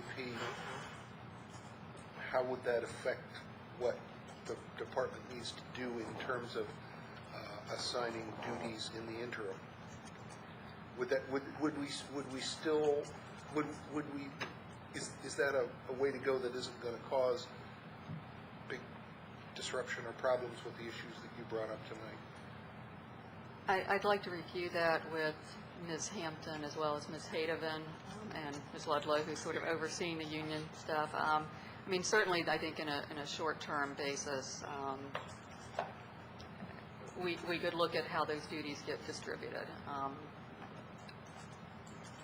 Sometimes I can't recall a time where we have done it where there was not enough a set position that someone was in an acting capacity, but I think we would review whether or not we were asking someone to do something that warranted some type of out-of-class pay or something like that, particularly if the assignment was going to go on for any duration. Right. And there's money to do that because there's a vacant position. Correct. And what we would do is notify the internal applicants that essentially the process is on hold, and that we will not be interviewing or taking any other action. Is that a satisfactory position at this point, with the promise that I, as the scheduler, and we as the council will have this discussion and get to the point that we need before the recess? And that means that if we're not finished in July, we might need a meeting in August, but the intent is to finish it up before the end of July, which is 2 months or less. I'm not seeing any no shakes. I'm seeing yes shakes or vacant stares and sleep. So I think... So we leave it, the money in the budget, but say that the position's frozen until we make a decision.